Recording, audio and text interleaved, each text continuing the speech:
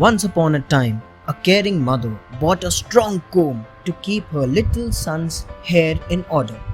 The boy was so delighted to see his gift that he always carried it with him. The comb did not pull his hair but glided through smoothly. A mishap happened one day. The comb was lost. The boy was playing and romping. All his hair got tangled. At last, the mother found the comb. But when his mother tried to draw it through his hair, it did not move. It pulled his hair and brought tears of pain in his eyes. "How bad are you, you awful old comb?" cried the boy. But the comb replied, "My dear boy, I am the same comb, only your hair is badly tangled now." But the boy was really angry with the comb.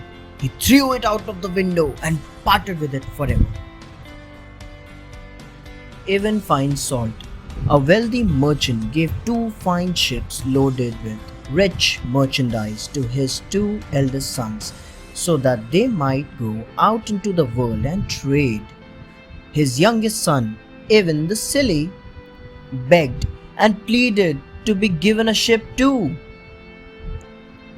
Finally, the old merchant gave him a battered little ship loaded with scraps and rags for cargo, and old feeble men as sailors. On the 4th day, after they had set sail, a storm lashed the old ship and it was battered on an island, leaving the old men to make patched up sails with rags in the cargo. Even explored the island. He found a huge mountain of white dust which turned out to be salt.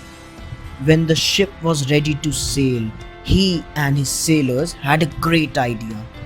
They threw everything else out and filled the ship with all the salt it could carry. Even made a few packets to show it at ports. The Tsar. They reached a port town where Ivan went to the Tsar and presented the salt for sale. The Tsar laughed that it was just white dust and sent him away. Ivan slipped into the royal kitchen and watched the cooks and the kitchen maids at work. They were cooking meat and vegetables without salt. Everything was tasteless. He quietly sprinkled salt into all the dishes as they were cooking. The food was served to the Tsar and his family, and everyone found it delicious. He called the kitchen staff and asked them what was different that day. No one could think of anything till a kitchen maid remembered the stranger who had sat in the kitchen. Ivan was called in and he told the Tsar about adding salt into the food. It was wonderful, and the entire load of salt was bought by the Tsar and put into a room with guards to protect it. Ivan's wealth. Ivan told the Tsar that for each bag of salt he must give a bag of gold, a bag of silver, and a bag of precious stones. The Tsar gave all he wanted, and soon the old ship was loaded with gold, silver, and gems. The princess was curious about the ship, which looked old and had sails patched with bits of silk and brocade and colored cloths. While she was going through the ship, the old sailors raised anchor and sailed away. The princess burst into tears when she saw they had left her parents and kingdom behind. Ivan comforted her, and soon they were in love. They decided that as soon as they reached home, they would get married. Suddenly, Ivan saw his brothers' ships and hailed them. The 2 brothers boarded Ivan's ship and were amazed that he had so much wealth and a bride who was a princess. Ivan returns home. Ivan's brothers were so jealous of him that they threw him overboard and reached home to tell their father about his death. The 2 decided to share Ivan's wealth, and the eldest son offered to marry the princess, who just wept for Ivan. Meanwhile, Ivan found a log on which he sat and floated till he reached an island. In the morning, he reached a castle in which lived a kind giant. The giant put Ivan on his shoulder and carried him with huge strides through the sea and over land till he reached home. The wedding was being arranged, and Ivan's parents were sitting with the princess and his elder brother. But as soon as she saw him, the princess ran to him, and she would not marry anyone else. The truth was told, and his father drove his two elder sons out of his house. Ivan married the princess and lived happily ever after. The silver saucer and the glass apple. An old merchant had 3 daughters. The 2 elder ones were greedy and lazy, but the youngest was good and wise. The elder girls called her stupid. The merchant was going to a fair and asked his daughters what they wanted. The eldest wanted a necklace, and the second one a golden dress. The youngest asked him for a silver saucer and a glass apple. He returned with all the gifts, and the elder girls wore the necklace and the gown. Lily, the youngest, placed the apple in the saucer and spun it. Her sister mocked her, but she was delighted to see a faraway places and people in the spinning apple. The 2 elder sisters were so jealous that they hatched an evil plot to get the saucer and apple from her. "Stupid! We have to pick berries in the forest," they said one morning. "Come along." The girl went with them, wondering why they were carrying an axe. The wicked sisters. At the end of the day, her basket was full, but they had very few berries in their baskets. They asked her to give them the saucer and the apple. "But I haven't brought them here," she said. This made them so angry that they killed her with the axe. They buried her under a birch tree and ran home crying to tell their father that their little sister was lost. The old merchant wept and said he would keep the saucer and the apple in her memory. A shepherd came to the forest one day and found the birch tree with a mound near it and covered with beautiful flowers and a reed growing out of it. He cut the reed and made the flute. As he put it to his lips and was about to play, it began to sing, "Dear little Pike, go tell my father, all for the sake of a silver saucer and a glass apple, I was killed." The kind Tsar, the shepherd, ran through the village with the flute singing its sad song. The merchant heard it and recognized the mention of the saucer and the apple. He asked the shepherd about his flute and went there with him. The merchant and the shepherd dug up the mound and found his daughter inside it, looking as if she were asleep. The flute kept singing and told them about her sisters killing her. The song went on, "Dearest father makes me rise again. Water from the Tsar's well will make me live again." The merchant went to the Tsar and told him the whole story and requested for a cup of holy water from his well to revive his daughter. The Tsar was quite fascinated with the tale and gave him the water. "Come back with your daughter and bring those 2 wicked ones too," he ordered. The Tsar finds a queen. The merchant promised and returned to the mound where the shepherd sat waiting. They dug it up and the merchant sprinkled the holy water on his daughter. The merchant's daughter awoke as if from a sleep.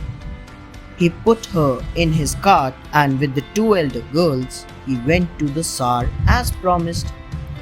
When he saw the merchant's youngest daughter, the Tsar fell in love with her. He ordered that the 2 elder sisters be punished severely, but the kind girl begged the Tsar for mercy. He agreed to let them go and said he wished to marry her, for she would be a kind and good Sarina. The merchant was very happy for his daughter. The shepherd loved her, but knew he could not speak before the Tsar. He was just happy to have helped bring her to life with his flute. There was a grand wedding, and the merchant's daughter lived happily with the Tsar. The cruel stepmother. A woodsman had a kind wife and a pretty little daughter, but his wife died.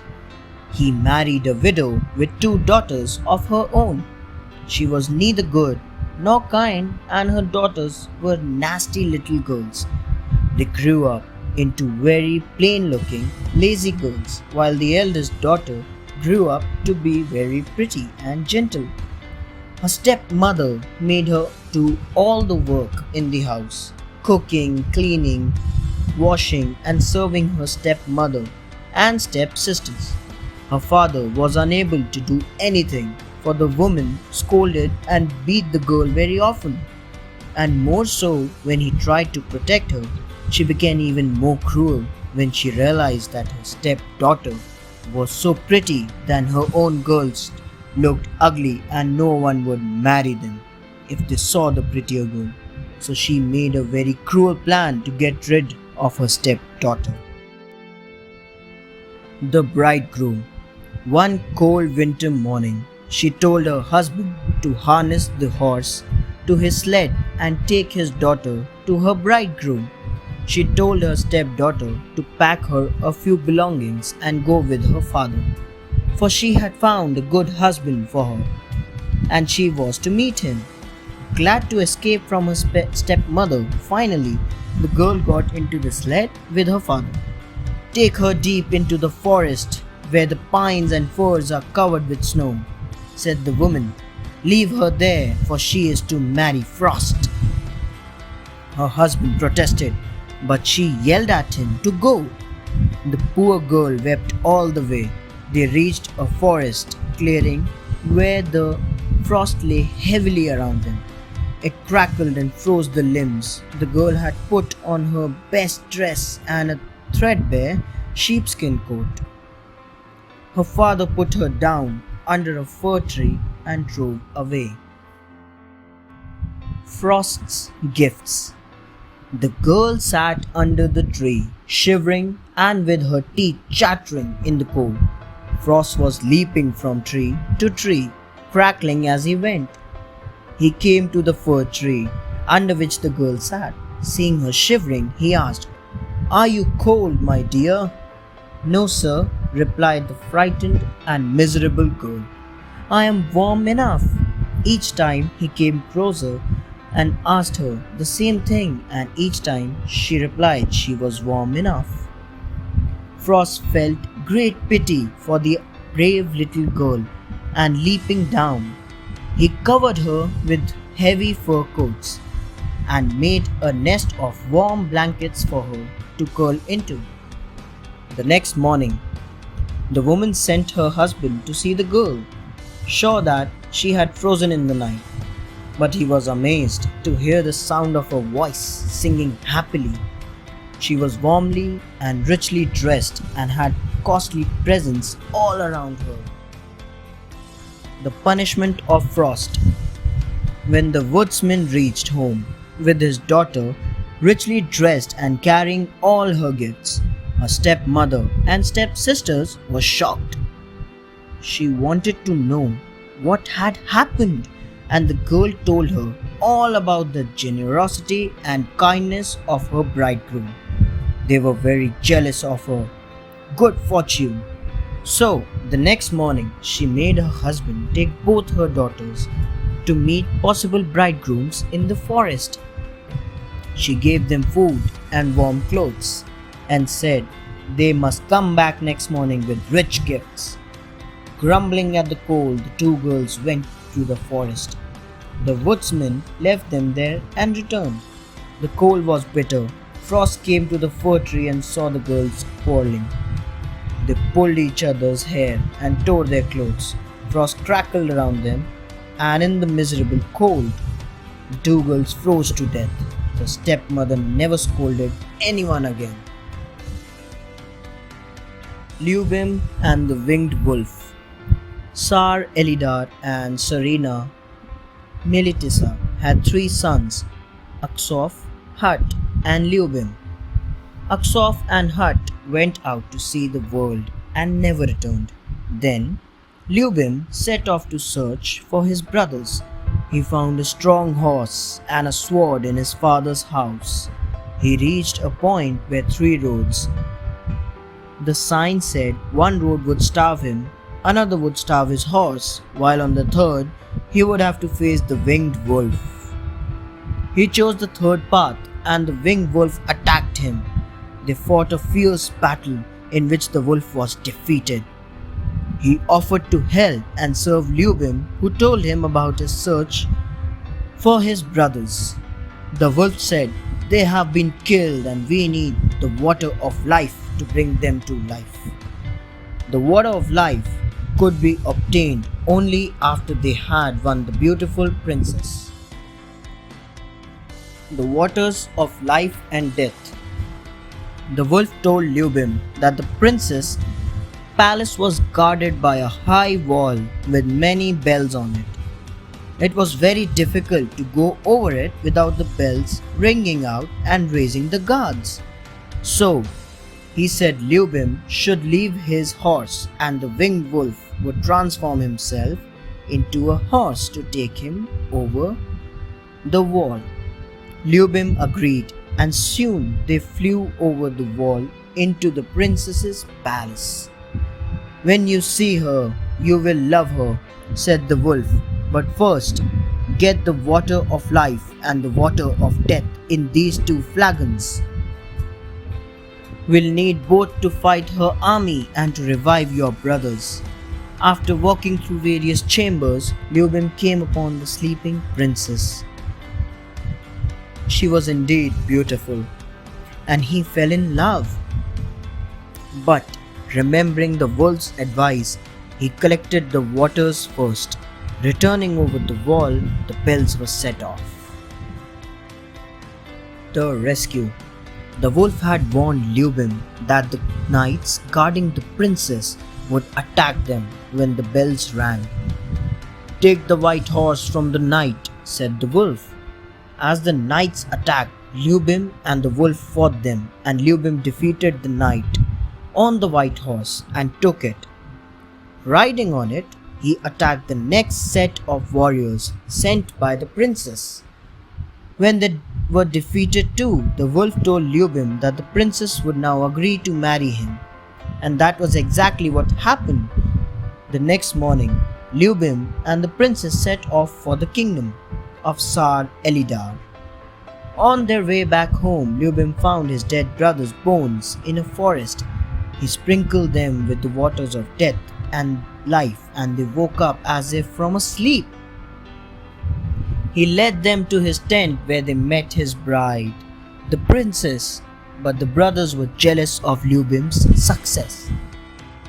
Success for Lubim. That night, Aksof and Hut planned to kill Lubim and present themselves before their father as having succeeded in bringing the waters and the princess. The winged wolf had gone having helped Lubim. They cut Lubim into pieces and threatened the princess to keep silent. They decided that Hut took the waters and Aksof would marry the princess. They reached home and with their parents they mourned for their brother. The winged wolf, however, was loyal and reached Lubim. He fetched the waters and brought him to life once again. Then, changing himself into a horse, they flew to their own kingdom. Preparations were going on for Aksof to marry the princess. Lubim disguised himself as a singer and placed himself on the path the princess's carriage was to travel. He sang about his adventures and his brother's wickedness.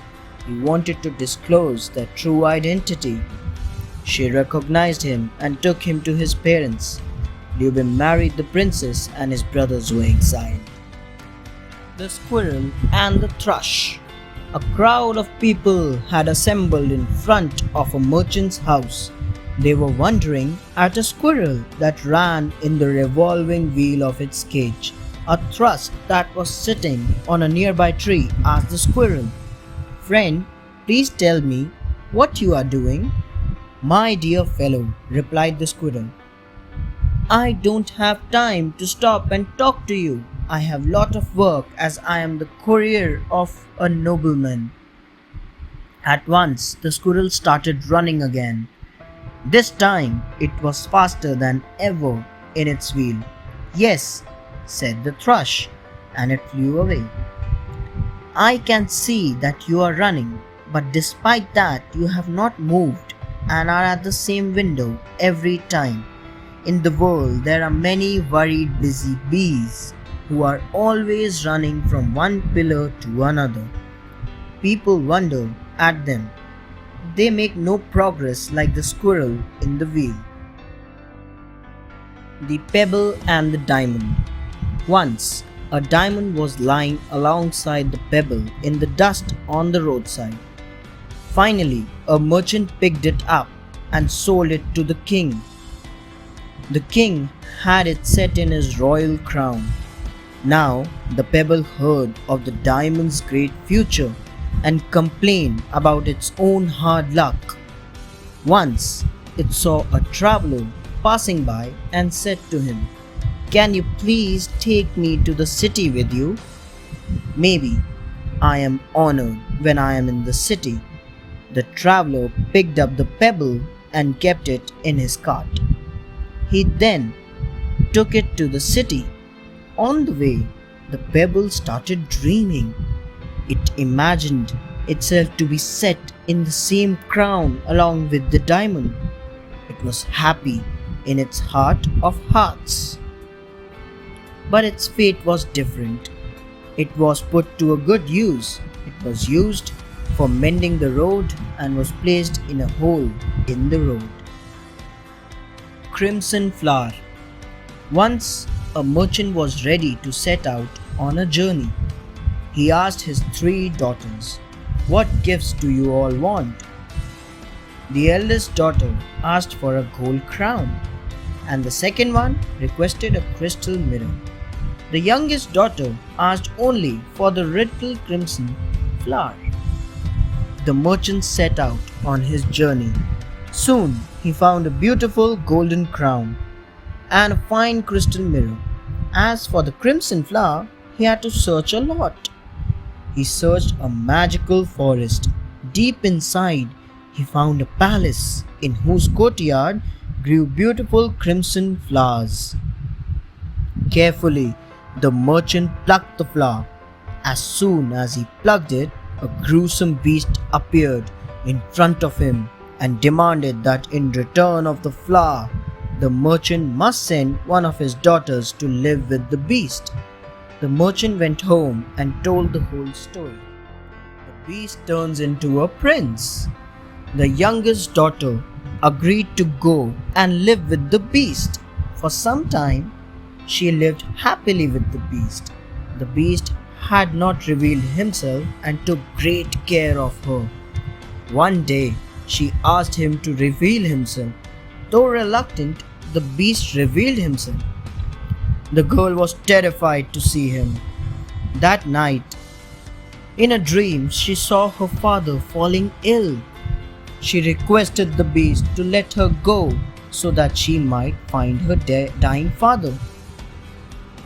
The beast released her but kept the condition that she had to return in 3 days. The girl met her father and prepared to return to the beast, but she was late. She saw the beast lying dead with her crimson flower. The girl embraced the dead beast and declared her love. The evil spell was broken and the beast woke up and turned into a handsome prince. The girl felt elated. They lived happily ever after. The Ass and the Nightingale. Once an ass saw a nightingale and said, "My friend, I have heard that you have a really beautiful voice. I have been waiting from a long time to hear you sing." Delighted by the praise, the nightingale began to sing, whistling in myriad ways. With long drawn, sniveling notes, she sang one song after another. In one song, she lowered her voice as if it was coming from a distance with the echo of the wind. The entire nature came to a halt to listen her singing. The breeze stopped. The other birds were quiet. The animals lay without a sound upon the grass. After a while, the nightingale stopped singing. Then the ass bent his head towards the ground and said, "That's not half bad. Frankly, I can listen to you for any length of time, but I think you should take lessons from our cock. You would be able to sing much better." Trishkars Kaftan. Trishka was a Russian peasant. One day, he noticed that his kaftan, or long-skirted gown, was torn at the elbows. It was simple, he thought. He cut off a quarter of each sleeve and patched it on the elbows. The elbows looked fine now, but his arms had lost a quarter of their length. Everyone looked at him and laughed. So Trishka said to himself, "I am not a fool and I can make everything right again. All I need to do is to make the sleeves as long as they were before." Oh, Trishka is a genius. So Trishka cut off the skirts of his kaftan. He then used them to lengthen his sleeves. Trishka was delighted, but now his kaftan looked like a waistcoat. There are so many people in the world whose life is like Trishkar's kaftan. In the hope of getting out of debt, they borrow from Peter to pay Paul. 3 Wonderful Beggars. Mark was a rich merchant. One night, 3 beggars came to his house. They asked to stay at his house for the night. Mark was reluctant, but his daughter, Anastasia, requested him to let them stay. They slept in a loft. Anastasia overheard the beggars talking of the 7th son born to peasant Ivan. They decided to name him Vasily. They would also give him all Mark's property. Anastasia told Mark everything. The next morning, Mark went to next village and took the boy from Ivan, saying that Ivan was poor and won't be able to raise him properly. He threw the baby over a cliff. Some merchants were passing by and heard the baby crying. They picked him up and handed over to Mark. At night, Mark put the child in a barrel and threw him into the sea. The monks found the baby and decided to bring him up. The boy lived with the monks and grew up to be a handsome young man. One day, in the course of his journey, Mark reached the monastery. Vasily meets the beggars. Here, Mark got to know about Vasily, and it was clear that he was his godson, whom he had tried to kill. Mark consulted the monks and took Vasily with him to make his fortune. He sent him with a letter to his wife saying the boy should be killed upon arrival.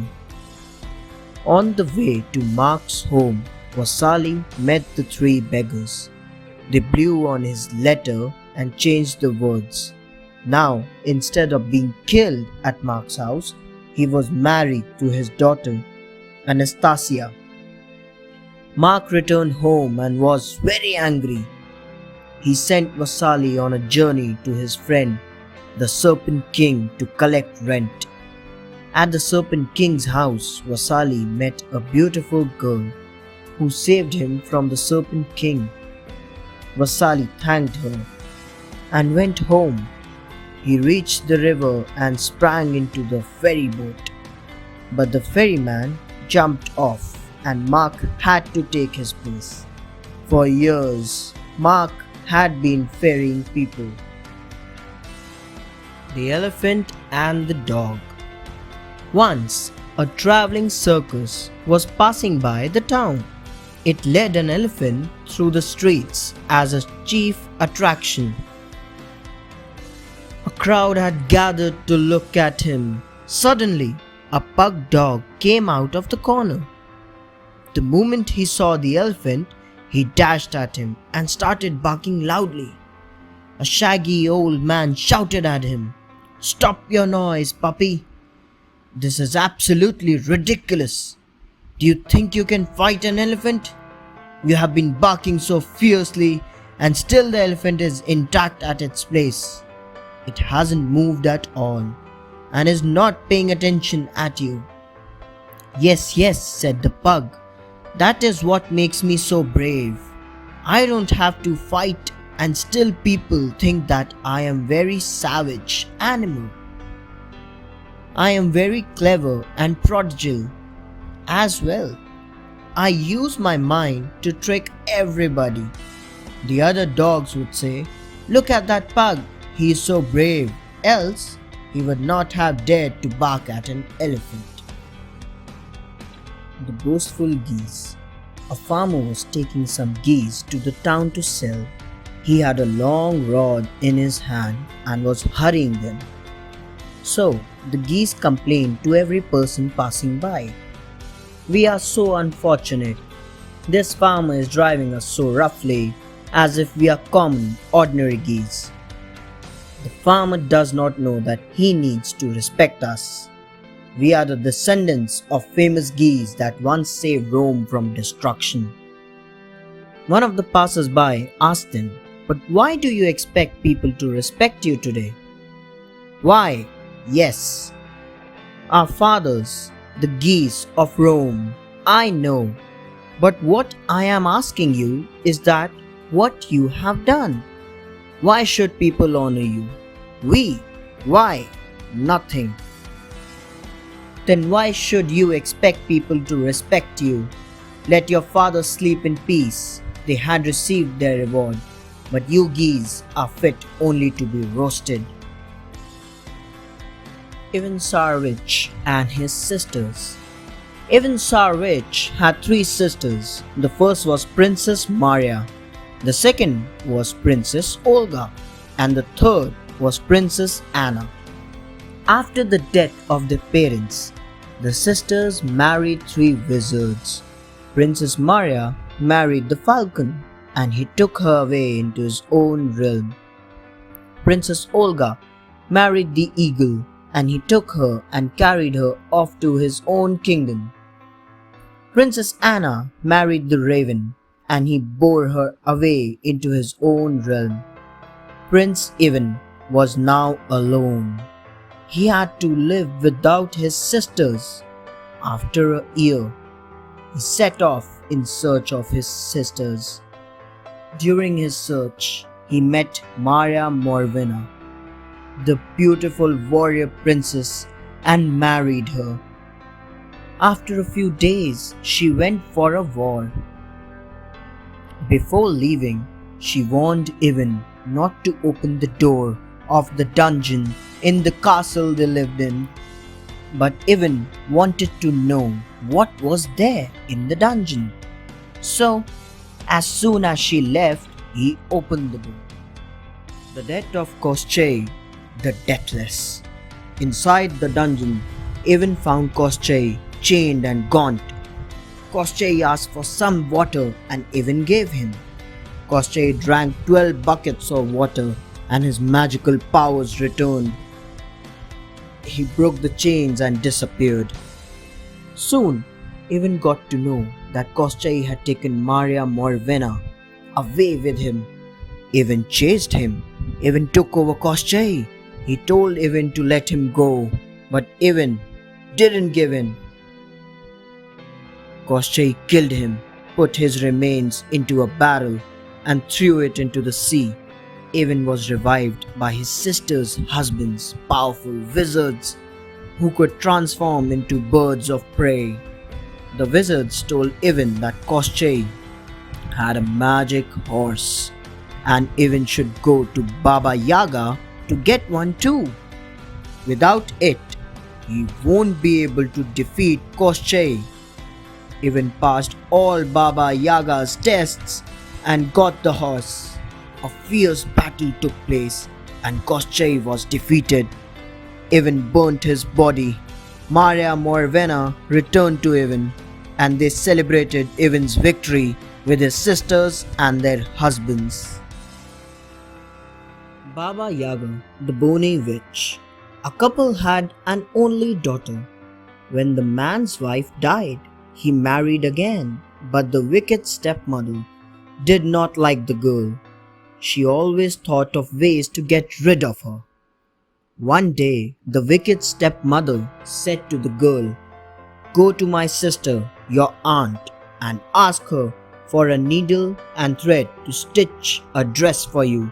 Now, the wicked stepmother's sister was none other than Baba Yaga, the bony witch.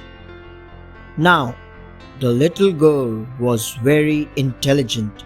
Instead of going to Baba Yaga, she first went to her own aunt. She asked, "Mother has sent me to her sister for a needle and thread to stitch a dress for me. What should I do?"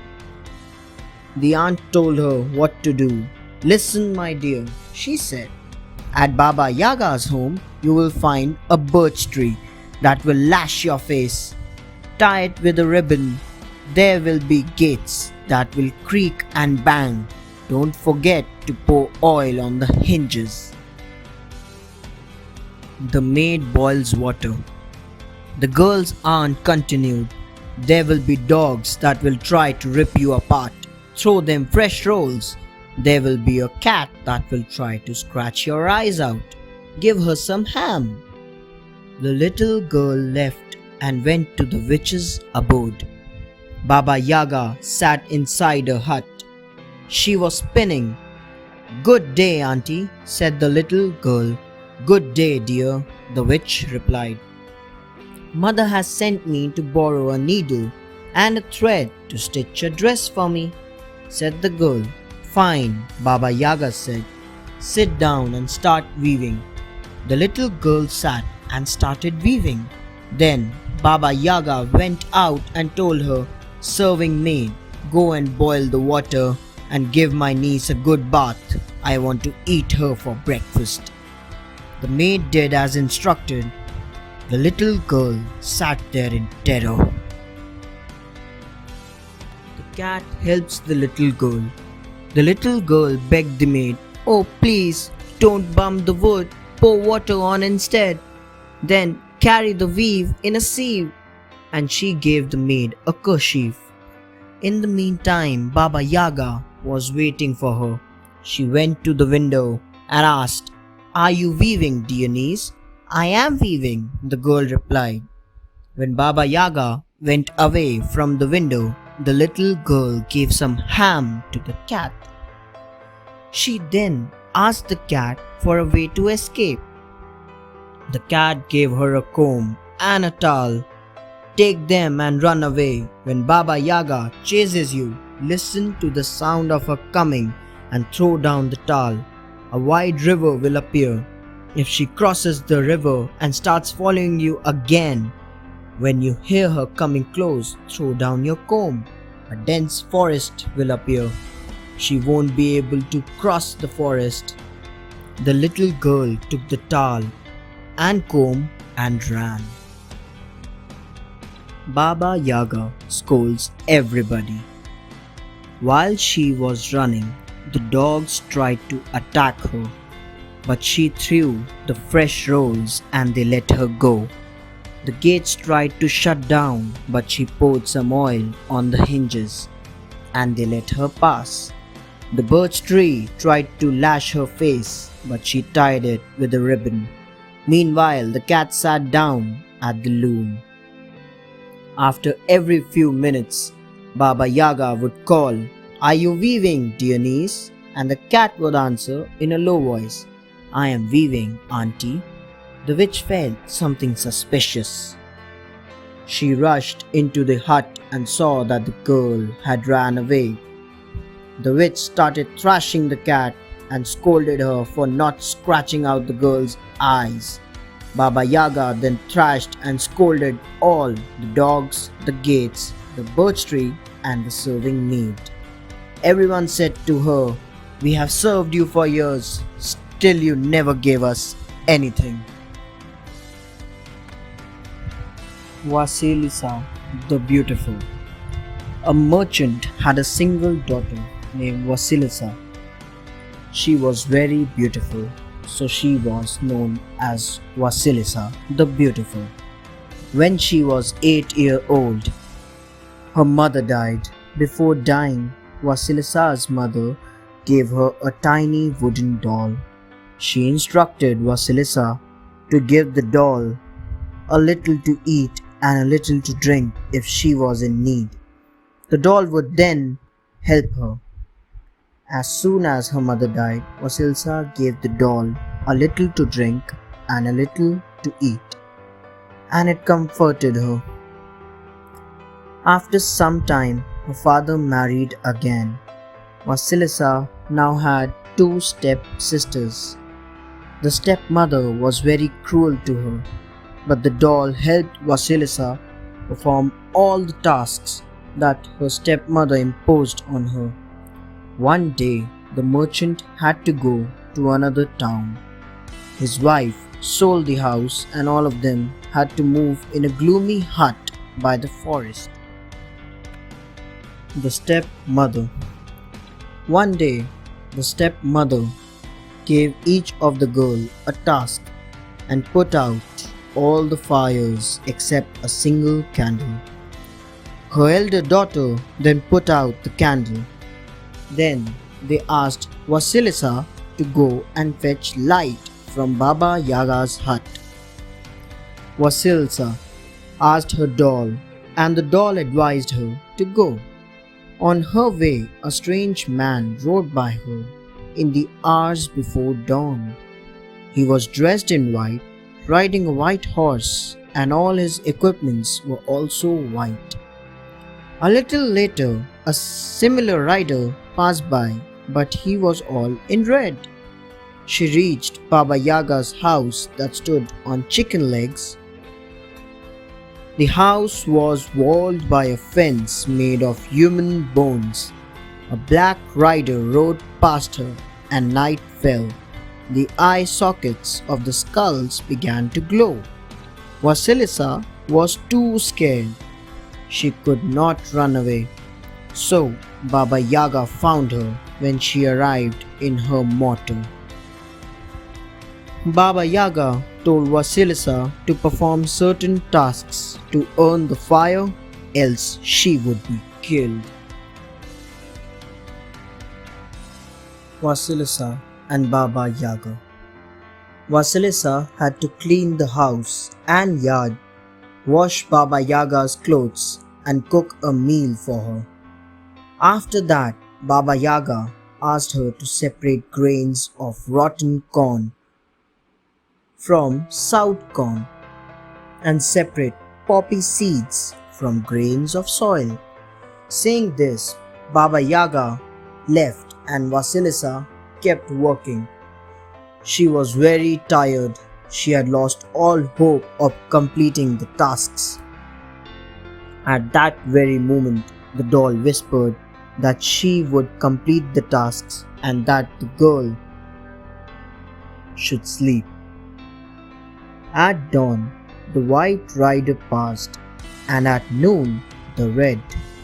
When the black rider rode past, Baba Yaga returned, and she was surprised to see that all the tasks were completed. She asked Vasilisa if she had any questions. Vasilisa wanted to know about the riders' identities. Baba Yaga said that the white one was day, the red one the sun, and the black one night. In return, Baba Yaga wanted to know the secret of Vasilisa's success. The Skull Lantern. Vasilisa said that the reason of her success was my mother's blessings. Baba Yaga could not tolerate anyone with any kind of blessing in her presence. So she threw Vasilisa out of her house and sent her home. Baba Yaga gave her a skull lantern full of burning coals to provide light for her step family. When she returned home, Vasilisa found that after she had left the hut, her step family had been unable to light any candle or fire in their home. The lamps and the candles could not be brought from outside as well. All of them were snuffed the moment they were carried over the threshold. The coals of the skull lantern burned Vasilisa's stepmother and stepsisters to ashes. Vasilisa then buried the skull so that no one else might be harmed by it. Later, Vasilisa became an assistant to a clothmaker in Russia's capital city. She became so skilled at her work that the Tsar himself noticed her skull and later married her. The Tsar and his sons. Once a Tsar had 3 sons. The Tsar wanted all of them to get married. He told them, each of you has to shoot an arrow into the air as far as you can. Then you will have to marry the girl living at the place where your arrow lands. As told by their father, the 3 sons shot their arrows. The arrow of the eldest son landed in the courtyard of a noble man. The arrow of the middle son fell into a merchant's yard. The arrow of Prince Ivan, the youngest son, fell into a swamp. When he went to the swamp, he found a frog holding the arrow in its mouth. All of them married their brides. Prince Ivan was very sad as he had to marry a frog. One day, the Tsar called his 3 sons and said, I want each of your wives to sew me a shirt by tomorrow morning. The first 2 sons went off to tell their wives. The Frog Princess. Feeling sad, Prince Ivan went home. His frog wife asked him why he was sad. He replied, My father wants you to sew him a beautiful shirt by tomorrow. The frog wife asked him not to worry. That night, when everyone was asleep, the frog turned into a beautiful princess named Vasilisa the Wise. She clapped her hands and her maids appeared. They sewed a shirt. Next morning, Ivan took the shirt to the Tsar. The Tsar loved the shirt. He did not like the shirts brought by other 2 sons. After a few days, the Tsar told his sons, Dear sons, tomorrow there is a feast at the palace. Bring your wives dressed in their finest clothes. Prince Ivan told his frog wife about the feast. She told him, Don't worry, you go to the feast. I will come later. The next day, Ivan went alone for the feast. Suddenly, everybody heard a booming sound approaching the palace. The search. A golden carriage drove up to the palace gates. The door opened and Vasilisa the Wise descended from the carriage. She took the hand of Ivan and walked in with him to the feast. Ivan was delighted to have such a wonderful wife, who ran home and burned her discarded frog skin so that she might remain beautiful. After the feast, they returned home. Vasilisa could not find her frog skin. Sadly, she said to Ivan, "You should have waited 3 more days. I would have been your real wife forever. But now I must go and live as the prisoner of Costay the Deathless." Immediately, she disappeared. He wept and went in search for her. He came to a little hut on chicken legs where Baba Yaga, grandmother spirit, lived. She told him that Vasilisa was at Costay's house. Baba Yaga also said that it was difficult to defeat Costay. Even asked the secret of Costay's death. Vasilisa's rescue.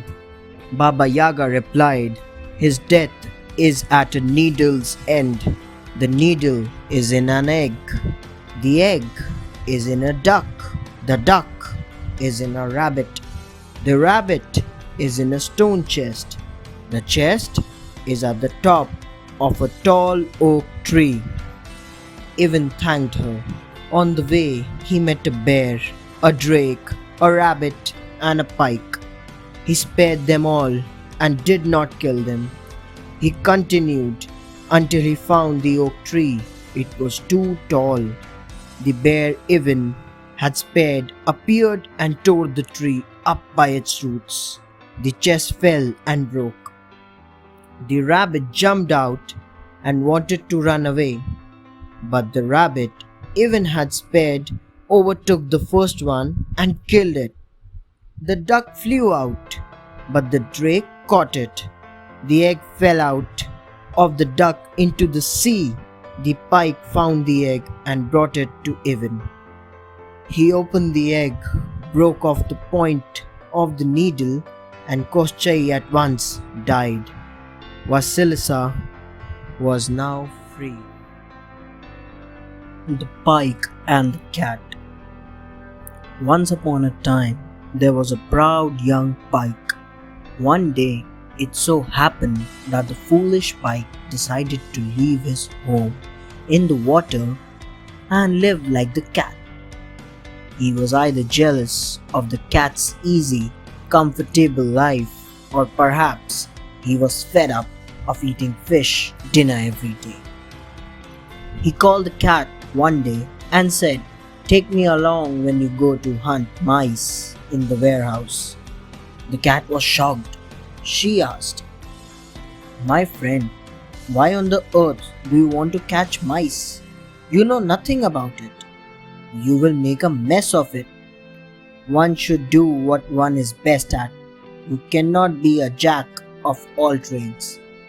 But the pike was steadfast in his decision and wanted to go. He replied, "Don't worry about me." The pike's bad luck. The pike thought that catching mice was no big deal for the one who was used to catching minnows. "Oh, very well, we shall see. Come along," said the cat. Now both the cat and the pike went to the warehouse to catch the mice. They lay and waited for the mice. They sat in front of different mouse holes. The cat's luck was good. She enjoyed a great mouse dinner. Then she went to see what pike her friend had got. The cat was shocked. The poor pike lay flat on the wareroom floor. He was weakly gasping for breath. His tail was half nibbled away by the mice. The cat felt pity for him. She thought that the pike undertook a task that was beyond his strength, so she dragged the half-dead pike to the pond and flung him into the water. The Riddle. Once, a peasant was sowing seeds in a field. The king came riding along and asked the peasant, "How much do you own from this field?" The peasant replied, "Some 80 rubles if the harvest is good." The king then asked him what he did with the money. The peasant said, "I give 20 rubles in taxes, 20 to repay a debt, 20 as a loan, and throw 20 out of the window." The king asked him to explain. Supporting my father is repaying a debt. Sustaining my son is giving a loan, and keeping my daughter is throwing money out of the window." "Well said," exclaimed the king, and he gave the peasant a handful of silver. He ordered the peasant not to tell about this conversation to anyone without his approval. On reaching his palace, the king called together his generals. "Solve this riddle," he said. "I saw a peasant. I asked him how much he earns and how he spends it. The men replied that he got 80 rubles." The king's approval. The king continued. He gave 20 in taxes, 20 to repay a debt, 20 as a loan, and threw 20 out of the window. "Whoever solves the riddle will be richly rewarded." The generals could not find the answer.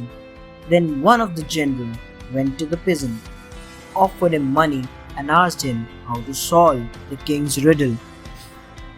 The peasant was tempted by the money and told the general everything. The general returned to the king and gave the answer to his riddle.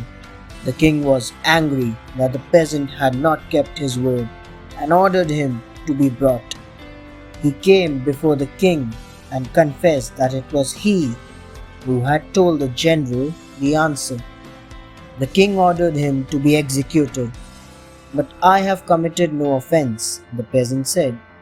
Saying so, the peasant took out a silver ruble with the king's head upon it from his pocket. He showed it to the king. "That is indeed my approval," said the king, and he rewarded the peasant. The Swan Geese. Once upon a time, a couple had a daughter named Masha and a 2-year-old son, Vania. One day, the mother and the father were going out for work. They asked Masha to look after herself and her little brother. Masha carefully listened to her parents, but as soon as they left, she seated her brother on the grass under the window and she ran out into the street. She started playing with her friends. Vanya was left alone. All of a sudden, a flock of magic swan geese came flying up.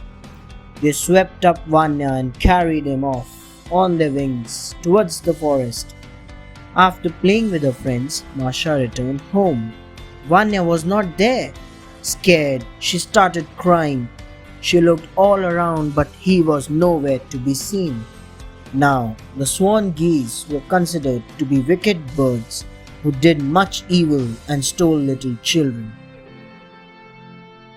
The search for Vanya begins. Masha saw a flock of geese flying towards the forest. She realized that they were magic swan geese and they took Vanya away.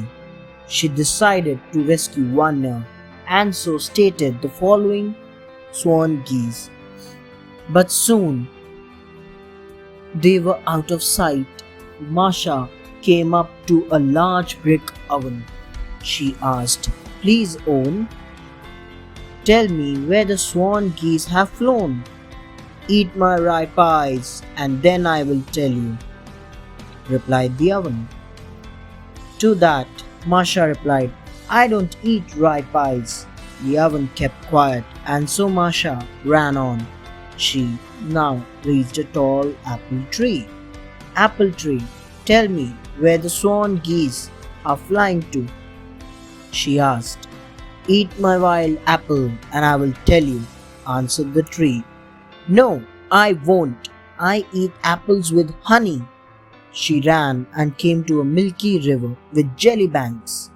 "Please, milky river, tell me where the swan geese are flying to," asked Masha. "Eat my jelly with milk and then only I will tell you," the river answered. Masha refused and ran away. Masha and Baba Yaga. Masha looked around but could not see anything. Finally, she came upon a little cottage with chicken legs. The cottage was spinning around. Inside the cottage sat Baba Yaga. the witch. Her face was wrinkled and covered with moles. On her shoulder, an owl was sitting. On a bench beside her, she saw Vania sitting and playing with juicy apples. Quietly, she went in, grabbed Vania in her arms and ran off. But the swan geese flew after the children. Masha and Vania reached the milky river with the jelly banks. She requested the river to hide them. "Eat my jelly with milk and I will hide you," the river answered. Masha ate it and the river covered them with its banks. The swan geese missed them and flew away. Masha thanked the river and they started running. The children were relaxed and thought that they got away. Soon, they heard the sound of swan geese approaching. Masha asks for help. Luckily, they reached an apple tree that Masha had met earlier during the day. She begged the tree to save them. "Eat my wild apple and I will save you," the tree answered. She quickly chewed up an apple. The tree hid Masha and Vania under its leafy branches. The swan geese could not see them and flew by. Masha picked up Vania and started running. Soon, they again heard the sound of magic swan geese. Luckily, there was the oven right in front of her. "Please, oven, hide me," she begged. "Eat my rye pies and get inside," the oven answered. Masha gobbled up the rye pie and jumped into the oven with Vania. The geese flew by. The children started running and were just a little distance away from their home when they saw the swan geese approaching yet again. They rushed towards the home, went in and closed the door. They were safe. Soon the parents came back home with gifts for both Masha and Vania. Right and wrong. Once upon a time, there were two peasants, Ivan and Norm. Together, they decided to go to another village and look for work. They kept traveling and finally came to a well-off village. They were hired by different masters. After working for a week, they met on Sunday. "My dear friend, how much have you earned?" asked Ivan. "The Lord has given me 5 rubles," replied Norm. Ivan laughed and said, "The Lord, He won't give you even a farthing. You have to earn it for yourself." "No, you are wrong, dear friend. Without the Lord's help, you cannot do anything, not even earn a farthing," said Norm. They began to argue and finally took the decision. "We will both walk along the road. The first person we meet, we will ask him who is right. The one who loses will have to give all the money he has earned to the other one." So they went off. Norm loses his arm. After walking a few steps, they met an evil spirit in human guise. They asked him whether people earn for themselves or the Lord gives them. He replied, "What you earn yourself. It's not good to rely on the Lord." So Norm gave all his money to Ivan and went back to his master empty-handed. Another week passed. The next Sunday, Ivan and Norm met again. They argued over the same topic. Norm said, "Though you took all my money last week, the Lord has given me more." "Well," said Ivan, "if you still think that the Lord gave the money to you, let's ask the first person we meet again who is right. The one who is wrong will have to hand over all his money and lose his right arm." Norm agreed. They walked along the road and met the evil spirit again. He gave the same answer. Ivan took Norm's money, cut off his right arm, and went away. The evil spirits. Norm was sad and wondered what he would do now without an arm. How would he earn? But still, he believed that the Lord is merciful. He went to the river and lay down on the bank under a boat. Norm decided to spend the night there and then make up his mind in the morning what he would do. At midnight, numerous evil spirits assembled in the boat. They all began to demonstrate the naughtiness they had done. One of the evil spirits said, "I gave false judgment in an argument between two men, and the man who was right lost his arm." To this another evil spirit replied, "He needs to roll in the dew 3 times and his arm will grow again." "I cast the evil eye on a rich man's daughter and she is almost wasted away," boasted a third. "Listen to that," taunted a fourth. "Anyone who feels sorry for that rich man can easily cure his daughter. Just get hold of such and such plant, boil it up and bathe her in the water. She will be absolutely fit." Norm becomes rich. Norm had overheard this conversation, so the next day he made his right arm grow again and also cured the rich man's daughter. The rich man gave him a lot of money and he began to prosper. One day he met Evan. He was surprised to see Norm and asked him how he had made his money and got his right arm back. Norm kept no secret and told him everything about the evil spirits. Evan listened carefully and thought, "Why don't I do the same and become rich?" So he went to the river and lay down on the bank under the boat. Like before, at midnight the evil spirits assembled. "Someone must be eavesdropping, brothers," said one of them. "That man's arm has grown again and the rich man's daughter is cured." They at once rushed to look under the boat, found Evan and minced him. Shabarsha. Shabarsha, a peasant, was upset as the harvest that year was bad. His master racked his brains about how to take care of the cattle and where to get some money from. "Don't worry, master," Shabarsha said to him. "Just give me the day and I'll find a way." Then he went to the mill pond and sat on the bank. Suddenly, a little boy in a red cap jumped out of the water and stood in front of Shabarsha. "What are you doing here?" he asked. "Weaving a rope," he replied. "What for?" "I'm going to clean up the pond and crush all you devils." "Oh no, wait a moment, I'll run and tell my grandfather." The little devil ran and dived into the water. Shabarsha continued with his work. "Haha," he thought, "I'll play a trick on you and make you give me all your gold and silver." Shabarsha and the little boy. Shabarsha started digging a pit. He dug a deep hole and placed his cap upside down with a cut-out hole. "Shabarsha, grandfather is asking what you will take to leave us and not drag us out of the water." "Fill this cap here with gold and silver." The devil boy dived back into the water. He returned and said, "Grandfather says that first you and I must wrestle. How can I wrestle with a punny like you? You couldn't even deal with my middle brother Bruin. And where is your Bruin?" "Over there, resting in that crevice under a bush." "How can I ask him to wrestle?" "Just go and hit him on the side.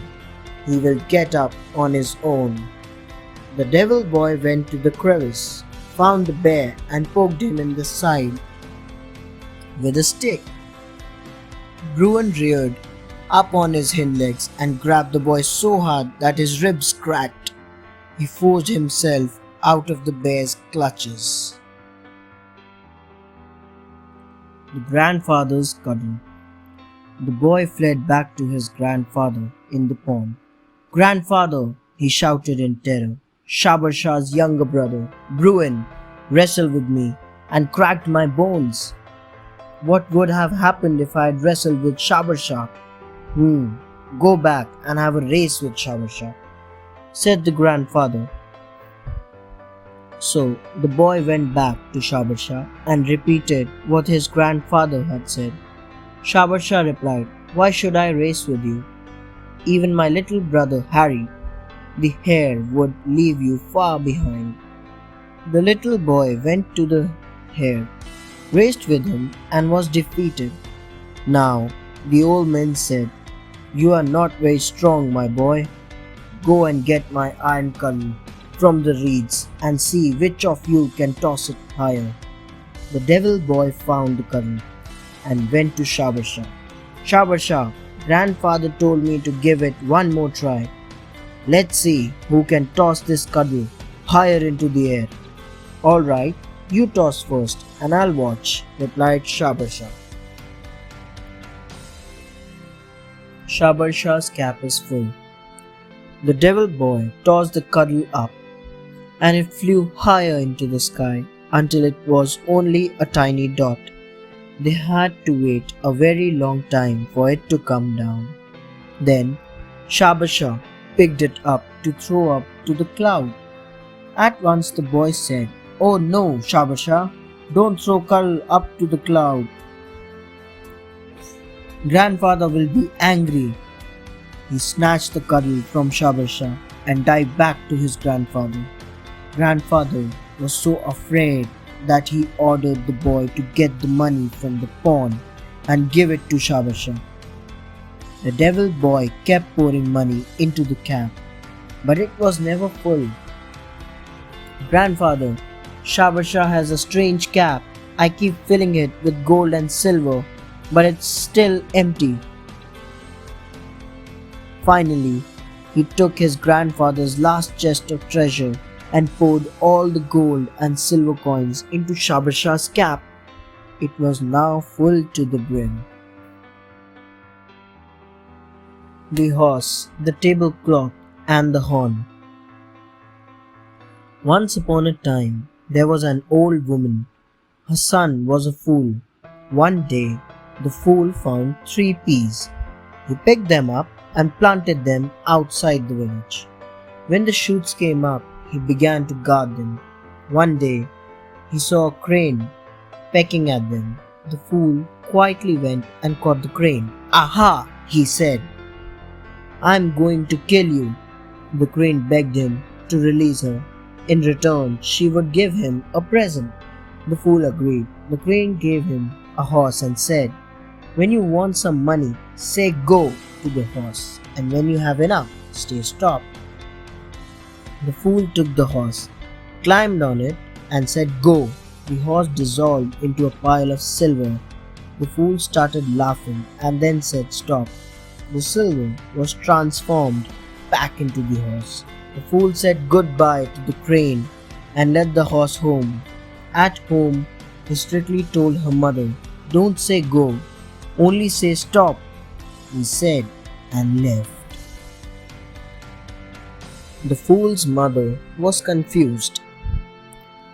The fool's mother was confused as to why he said those words. She thought, "What if I do say go?" And she said it. The horse turned into silver. Her eyes sparkled, and she quickly started collecting the money in a box. When she had enough, she said stop. In the meantime, the fool again found the crane pecking his peas, caught it and threatened to kill it. This time, the crane gave him a tablecloth. The crane said, "When you are hungry and want to eat, say unfold, and when you have eaten, say fold up." The fool at once tried it out. "Unfold," he said, and the tablecloth unfolded. He ate and drank and ordered, "Fold up," and the tablecloth folded itself up. He took it home. "Don't say unfold to the tablecloth, only say fold up." His mother did the same with the tablecloth as with the horse. She said unfold. She ate and drank and then ordered, "Fold up." The fool ran home. The fool again caught the crane, who gave him a horn. As she flew into the air, she said, "Say, out of the horn." Unfortunately, the fool said those words, and two young men with cuddles leapt out of the horn and started beating the fool. Then the crane screamed from the sky into the horn, and the two men disappeared. The fool went home with the horn and said to his mother, "Don't say out of the horn, say into the horn instead." The moment the fool left, his mother locked the door and said, "Out of the horn." Immediately, the two young men with cuddles jumped out of the horn and started beating the old woman.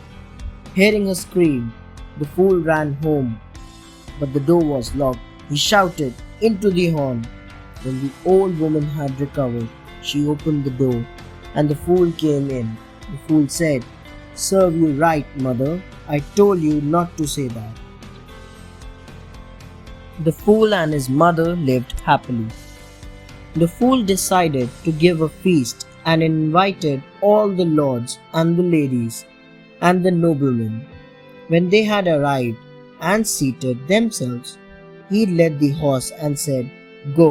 The horse turned into silver. The guests were stunned and started stealing the silver and hiding them in their pockets. Then the fool said, "Stop," and the horse reappeared. Now it was time to feed the guests, and so the fool took out the tablecloth. He said, "Unfold." It unfolded, and food and drink appeared on it. The guests began to eat, drink, and make merry. When all the guests had eaten, the fool said, "Fold up," and the tablecloth folded up. Now he brought out the horn. The guests shouted, "Out of the horn!" The two young men leapt out and began to beat them until they returned the money they had stolen and ran off. And the fool and his mother lived happily ever after. The Miser. Once upon a time, there was a rich merchant named Marco. He was a miser. One day, he went for a walk. On the way, he saw an old man sitting and begging in the name of Christ. Though Marco noticed him, he walked past him. At the same time, a poor man came walking there. The poor man took pity on the beggar and gave him a kopeck. The rich man felt ashamed, so he asked the poor man to lend him a kopeck. Marco said, "I want to give the poor beggar something, but I don't have change." The poor man gave him a kopeck and asked, "When should I come to collect my money back?" "Tomorrow," replied the rich man. The next day, the poor man went to Marco's house to get his kopeck back. He went into the big courtyard and asked the man standing there, "Is Marco the rich at home?" Marco fakes death. The man said, "Yes," and sent the poor man to meet Marco. Marco asked him, "What do you want?" "I have come for my kopeck," replied the poor man. "Come back later, my man. I really have no change," said Marco. The poor man bowed and went off, saying, "I will come back tomorrow." The next morning, the poor man came again, and the same thing happened. "I don't have small coins. Give me change for 100 ruble note if you have, or come again after 15 days, said Marco. After 15 days, the poor man again went to meet Marco. But Marco, the rich, saw him coming and said to his wife, "Quick, wife, I will take off my clothes and lie down. You cover me with a sheet, then sit down and cry as if I were dead. When the man comes and asks for money, tell him I passed away today." The wife did as her husband said, and she sat and started crying. Witty poor man. The poor man entered the room. "What do you want?" the wife asked. I have come to take the money I lent to Marco the Rich, replied the poor man. Well, Marco the Rich is no more. He had passed away this morning only. May his soul rest in peace. Allow me to be of service to him, mistress. Let me wash his sinful body. Saying so, he picked up a pot of hot water and began to pour it on Marco the Rich. Marco could not bear the hot water and his nose and feet started trembling. Tremble as much as you want, but give me back my kopeck, said the poor man. The poor man washed Marco, and after dressing him fittingly, he said, Go and get a coffin, widow. We will carry him to the church, and I will read the psalter over him. So they put Marco the Rich in a coffin and carried him to the church. The poor man read the psalter. The kopeck. Night fell, and it was pitch dark. The window of the church opened, and the thieves began to climb into the church. Afraid, the poor man hid behind the altar. The thieves had a lot of stolen money and jewels with them. They began dividing it amongst themselves, but there was one gold sabre which they were all tugging. Each one of them wanted it. Suddenly, the poor man jumped out from behind the altar and yelled, Why are you quarreling? Whoever cuts off the corpse's head can have the sabre. Marco the Rich heard this and jumped in alarm. The thieves were scared, robbed all the money and treasure and ran away. Come on, let us divide up the money, said Marco. So they divided the money equally and each of them had a big pile. What about the kopeck? Asked the poor man. You can see, my dear brother, I don't have change, replied Marco, and so Marco the Rich never repaid his debt. The White Duck. Once a prince married a beautiful princess, but soon had to leave for a long journey. The prince asked her not to leave her chamber and to avoid wicked people. The princess promised to do so, and as soon as the prince left, she locked herself in her chamber. One day, a woman, who was in reality a witch, lured her into the garden. The witch then made the princess step into the pool and turned her into a white duck. The witch then took the princess' shape, wore her clothes, and waited for the prince. By and by a pup screeched, a bell clinked, and there was the prince at the gate. The witch rushed out to meet him, embraced and kissed him. The prince was overcome with joy and never knew who she was.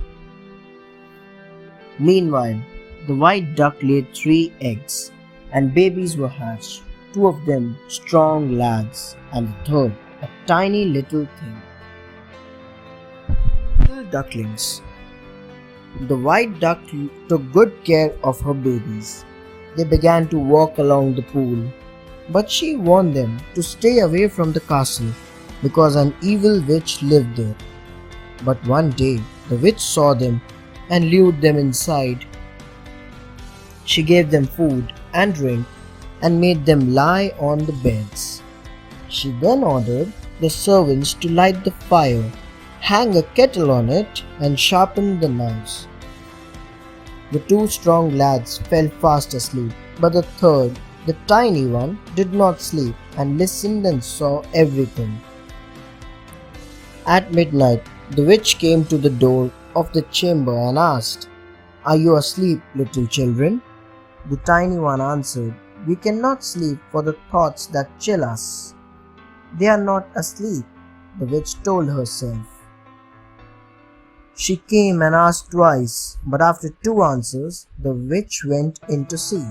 The ducklings were sleeping soundly, and she killed them mercilessly in one go. The truth revealed. In the morning, the white duck searched and called to her children, but they did not come. she felt that evil had befallen them. She flew to the castle and found the bodies of little ducklings and lamented over them. The prince heard her crying. "The duck is speaking in a human voice," said the prince. "It only seems so to you," the witch told him. The servant chased the duck away, but it flew round and dropped down again beside her children. She narrated the whole story about the witch. The prince ordered the servants to catch the duck. They rushed out, but the duck flew round and would not be caught. Now, the prince himself went to catch the duck. The duck itself flew upon his hands and fell at his feet. The prince carefully lifted it by its little wing and said, "Rise behind me, a white birch. Stand before me, a fair maid." The family. The white duck turned into a beautiful lady, and she was none other than her wife, the real princess. The prince and the princess then caught a magpie and tied 2 files to its wings. One was to be filled with the living water and the other with the talking water. The magpie flew and was soon back with the living and the talking water. First, they sprinkled their sons with the living water and they came back to life. Then they sprinkled them with the talking water and they began to talk and laugh. Now, the prince had his whole family with him and they never had a reason to cry and prospered year after year. The evil past never returned in their life and they lived happily as per the prince's command. The witch was tied to a horse's tail and the horse sent across a field. Not a trace of her remained. The princess who never smiled. Once upon a time, there was a princess who never laughed. Throughout her life, she did not even smile. Her father loved her very much and felt very sad to see her like this. He made the announcement that whoever made the princess laugh would marry her. Soon, the palace was filled with the clowns, jugglers, and many other performers. They tried a lot, but none of them could make the princess smile ever. Near the palace lived a man named Jack. Though he was a bit clumsy, he was a simple and an honest person. He was very poor and lived with his mother. One day, Jack's mother told him to go and look for some work. Jack managed to get a job as a helper in an aviary that was near the palace. After the first day of work, the owner of the aviary gave Jack a dozen eggs as his wage. Jack carried the eggs on his arm. Jack and the piglet. Jack was so thrilled that he went home running happily to tell his mother. Unfortunately, in front of the palace, his foot slipped and he fell on the ground. All the eggs broke. The princess, who was standing at the window of the palace, saw everything but didn't even smile. When Jack reached home, his mother told him, "You foolish boy, you should have kept the eggs in your hat. Then they wouldn't have broken." "Next time, I'll do that, mother," Jack promised. The next day, after toiling throughout the day, Jack was given a piglet as his wage for the day.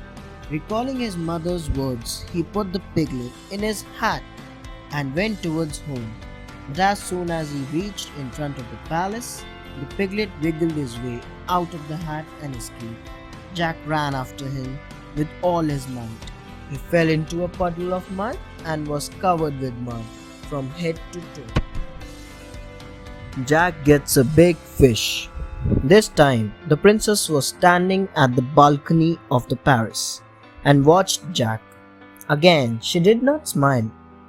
As he went home with the mud dripping from his clothes, his mother scolded him and said, "Oh Jack, what should I do with you? Why didn't you tie a rope to the piglet?"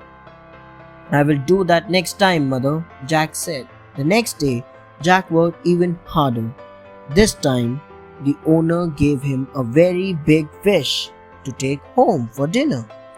Just as he had promised, Jack tied a rope to the fish and pulled it along the road to his home. The cats of the town smelled the fish and came running. They started nibbling the fish and ate it all up. Jack did not even realize he was in a careful mood. He passed through the palace with only the snipe of the fish tied to the rope. But again, the princess did not even smile. The princess laughs. Jack went home. His mother was again upset and said to him, "Why didn't you carry the fish, foolish boy?" "Next time I will," Jack replied. The next day, Jack worked harder than ever before, and the owner gave him a cow to take home. Remembering the promise that he made to his mother, Jack got under the cow, lifted her on his shoulders, and tried to carry her home. Now, this looked very funny. The princess, who was looking at him, started laughing loudly. She couldn't stop laughing. The king was delighted to see her daughter laughing. The king called Jack and his mother to the palace. There was a big banquet. Jack married the princess and lived in the palace with her. The princess always laughed with him, and they both lived happily ever after. Alyonushka and Ivanushka. In a small Russian village, there lived an old man and an old woman. They had a daughter named Alyonushka and a son named Ivanushka. Soon, the couple died, and Alyonushka and Ivanushka were left all alone in the world. Alyonushka had to go out to work, and Ivanushka went along as he was too young to stay alone at home. One day, when they were coming back home, Ivanushka felt thirsty. "Sister Alyonushka, I am thirsty," he said. Alyonushka asked him to wait until they came to a well. But the day was too hot and they had a long way to go. They came upon a cow's hoof filled with water. Ivanushka asked Alyonushka if he could drink just one sip from the cattle trough. "Please do not drink from there, otherwise you will turn into a calf. The well is not that far from here," warned Alyonushka. Ivanushka obeyed her. They walked on a bit farther and came upon a horse's hoof, but Ivanushka could not drink from there as well.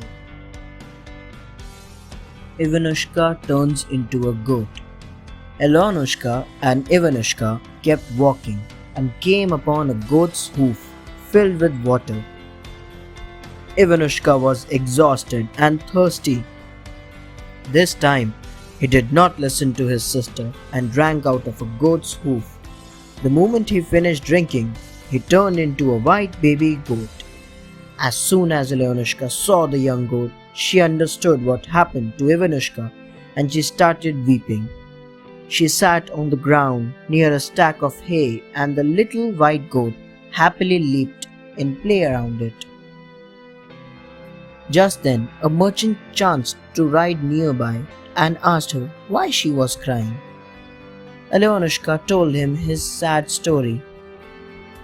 The merchant fell in love with her and proposed to her for marriage. "Marry me, pretty lady. I will dress you in gold and silver, and the little goat will live with us." Alyonushka agreed to marry him. Both Alyonushka and her young brother moved to the merchant's house and lived in harmony. Alyonushka and the Witch. One day, when the merchant was away from home, an ugly witch appeared. She stood under Alyonushka's window and begged her sweetly to go and bathe in the river with her. Alyonushka followed the witch. The witch attacked Alyonushka, tied a huge rock round her neck, and threw her into the depth of water. Then she put on Alyonushka's clothes and went to her house. No one guessed she was not Alyosha but a witch. Not even the merchant. Only the little goat knew that she was not real Alyosha, but the wicked Baba Yaga. Every evening, he used to run to the lake to call for his sister. When Baba Yaga got to know this, she asked the merchant to kill the goat. She insisted so much that the merchant said, "Alright, you kill him then." In the meantime, the witch ordered the servant to search for the goat and bring it to her. Alyosha is saved.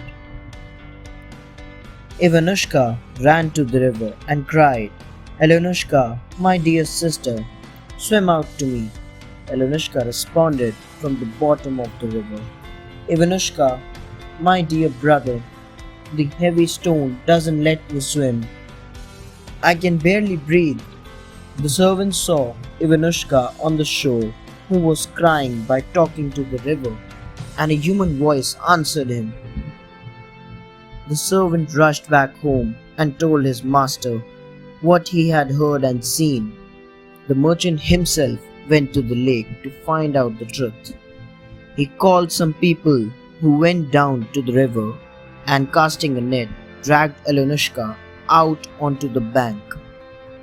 He untied the stone which was round her neck, and Alyosha opened her eyes.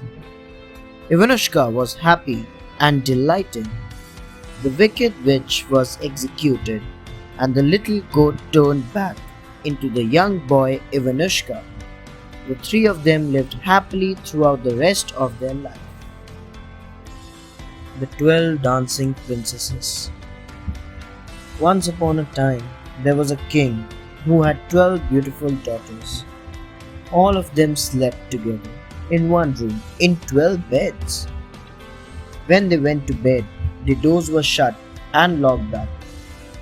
Nevertheless, every morning their shoes looked quite worn, as if the princesses had danced all night. But nobody knew where the princesses went every night. So, the king announced in the entire kingdom, if any person could discover the secret and find out where the princesses danced in the night, I will get him married to the princess of his own choice. Also, he would be the king after my death. No one was able to find out the secret. Whoever tried and did not succeed was put to death after 3 days and nights. After several princes had failed in their attempts, the king called upon an old soldier who had returned from a war. While traveling through woods, he came upon an old woman. They escaped. The soldier told the woman about the secret he was going to discover. She gave him a cloak and said, "As soon as you wear it, you will become invisible, and you will easily be able to follow the princesses wherever they go. Also, be careful not to drink any of the wine which one of the princesses will bring to you in the evening, and pretend to be fast asleep." The old woman added. The soldier thanked the old woman and went to the palace. The soldier was well received at the palace. In the evening, the eldest princess came to the soldier's chamber and offered him a goblet of wine. Recalling the old woman's words, the soldier threw it away and later pretended to sleep.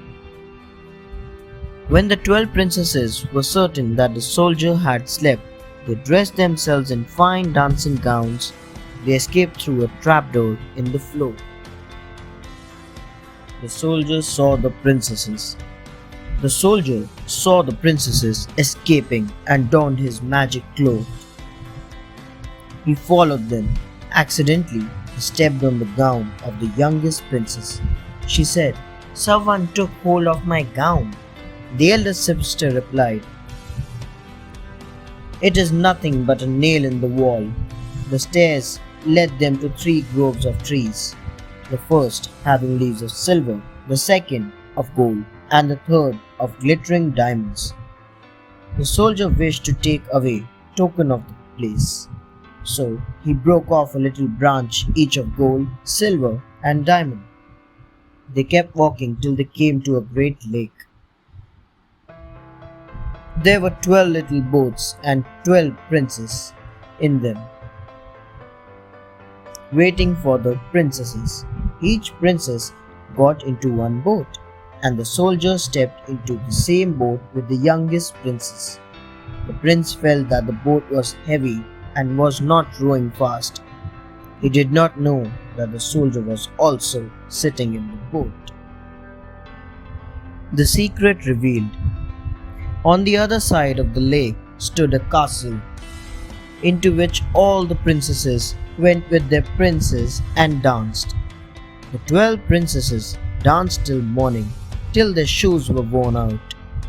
Then they left, and the princess rowed them back over the lake. On the second and third nights also, this strange adventure happened, as before. On the third night, the soldier took away a golden cup as a token of that place.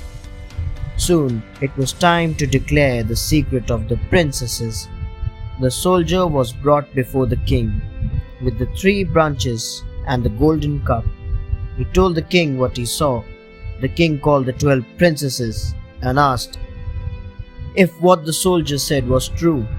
They confessed it all. The soldier chose the eldest princess as his wife, for he was not a very young man. He was also made the king's heir.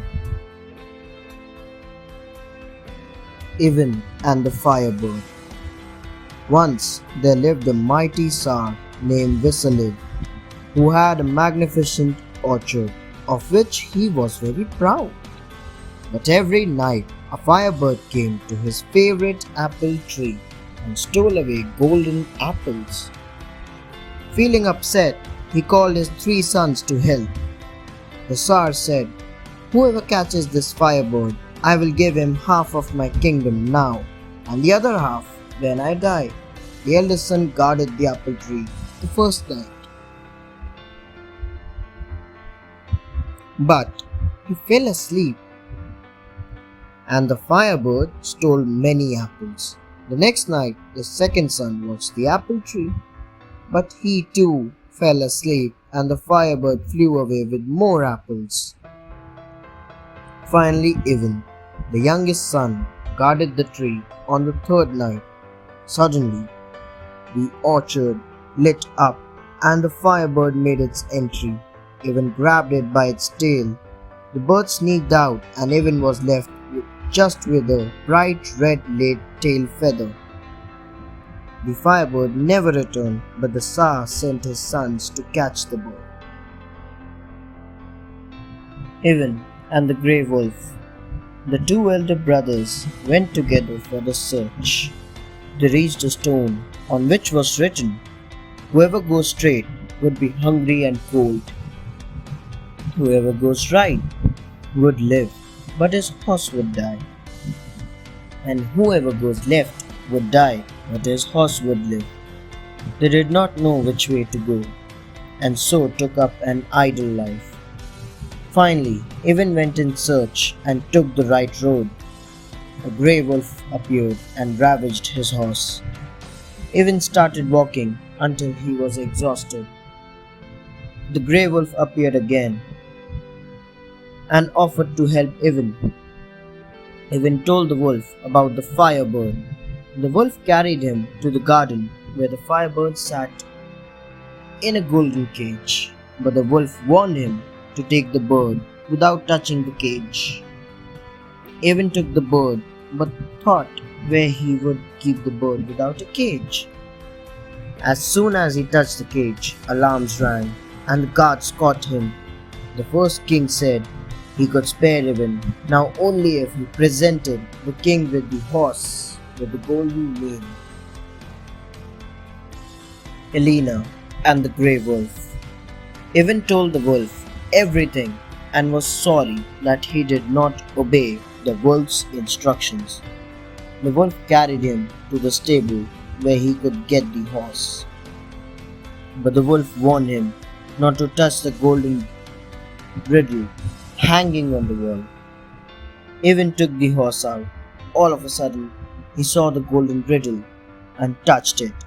The alarms rang and he was captured. The second king told him that he would be spared only if he brought him Elena the beautiful. Crying, Ivan left the palace and told the grey wolf everything. The wolf carried him to Elena's kingdom. Ivan took the princess and they headed back. On the way, Ivan and the princess fell in love with each other. The wolf held them by transforming himself into the princess. Ivan led him to the second king, who was delighted and thought that she was the real princess. Ivan was given the horse with the golden mane, and with the real princess he rode off. In the meantime, the wolf also escaped from the king. Ivan reaches home. The grey wolf reached Ivan and Elena. Now, the wolf transformed himself into a horse with a golden mane. Ivan took the horse to the first king. He was happy and threw a big feast. The king gave the firebird to Ivan. Ivan took Elena, the firebird, and the real golden maned horse and headed towards his own kingdom. They were still a distance away from the kingdom when they stopped to rest. The elder brothers, who were returning to the kingdom, stumbled upon Ivan and Elena. They killed Ivan and threatened Elena not to tell anything to her. Both the brothers brought Elena, the firebird, and the golden maned horse to the Tsar. The second brother received half the kingdom, and the eldest was to marry Elena. The grey wolf found Ivan and revived him. He took Ivan back home. The wedding feast had already started. Elena saw Ivan and rushed towards him. The truth was revealed. Ivan married Elena and they lived happily ever after. The apples of youth and the water of life. In a certain kingdom, there lived a king who was getting old and his vision had become poor. He had heard of a garden with apples of youth that would make a man grow young, and well, with the water of life that would restore his vision. He called his 3 sons and asked them to get the apples and the water. His eldest son, Fyodor, set out on the journey. He came to a crossroad with 3 different paths to choose from. There lay a stone slab on which was written, "If you go to the right, you will save yourself, but lose your horse. If you go to the left, you will save your horse, but lose yourself. If you go straight, you will get married." He took the 3rd road. He came to a small hut where a widow welcomed him. She had a beautiful daughter named Vania. She made him fall into the cellar. The second son, Vasily, met the same fate. Finally, the youngest son, Ivan, set out. He tricked Dunia and she revealed about his brothers. The curse. Ivan freed his eldest brothers. He carried on his journey and met a pretty maiden weaving. She could not tell him anything about the garden, but sent him to meet her second sister. The second sister asked Ivan to leave his horse and go on a 2-winged horse to their 3rd sister. The 3rd sister gave him a 4-winged horse and directed him towards the garden. She warned him to leap the garden wall in a single bound, else the bells would ring and the witch might wake up. He tried to obey her, but the horse's hoof grazed the wall. Luckily, the sound was too soft to wake the witch up. He took the apples and rode off. In the morning, she chased him on a 6-winged horse, but she managed to catch him.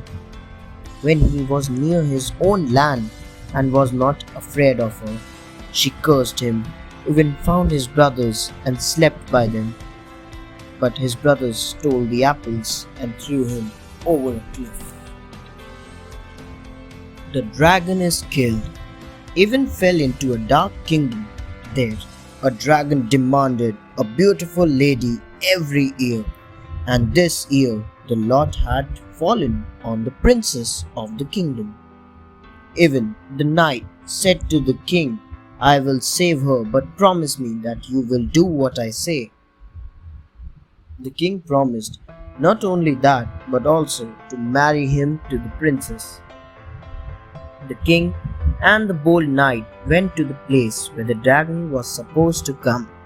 Even went to sleep and asked the princess to wake him up when the dragon came. The dragon came, but she could not wake Even up and began crying. A tear fell on his face and he woke up. He cut off the dragon's heads, put them under a rock, and threw the dragon's body in the sea. Another man came up from behind and cut off the knight's head. He threatened to kill the princess if she did not say that he had killed the dragon. The king arranged for the marriage, but the princess ran away with some fishermen to the sea. The bold knight returns home. The princess hoped to find the bold knight. Every time the fishermen cast their nets in the sea, they caught only fish. Finally, one day, their nets caught the knight's body and head. She put them back together and poured the water of life on him. He comforted her and sent her home, saying that he would meet the king and make things right. The next day, he went to the palace and asked the king whether the supposed dragon killer could find the dragon's heads. The pretender could not find the heads, but the knight could. The princess was saved, and as promised, the king asked the knight what he wanted the king to do. The knight said he wanted only to go to his own country. But the princess did not want to part from him. She knew a spoon-billed bird that would carry them, provided the bird would get enough to eat. The bird carried them all to his homeland. He gave the apples of youth and water of life to his father. The hunter and the bird. Once upon a time, a hunter shot and wounded a bird. The bird begged him not to kill her, but to take her home, and when she went to sleep, strike her head. The hunter did exactly like that, and the bird transformed into a beautiful woman. She proposed to the hunter for marriage, and they got married. After the marriage, she saw how hard it was to hunt, so she told the hunter to borrow 200 rubles. He borrowed the money with which he bought silk. The woman then conjured 2 spirits and ordered them to make a splendid carpet. She gave the carpet to the hunter and told him to sell it for whatever price he got. The buyers did not know how much to pay for it, and finally the king's steward bought it for 10,000 rubles. The king found the carpet so attractive that he gave the steward 25,000 rubles for it. The steward went to the hunter's house to get one more carpet. He saw the hunter's wife and fell madly in love with her.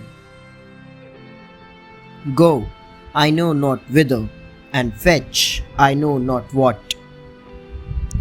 The king went to the hunter's house to see the hunter's wife. He also fell in love with her and wanted to marry. He asked the steward to devise a way to get rid of her husband. The steward went to Baba Yaga for advice.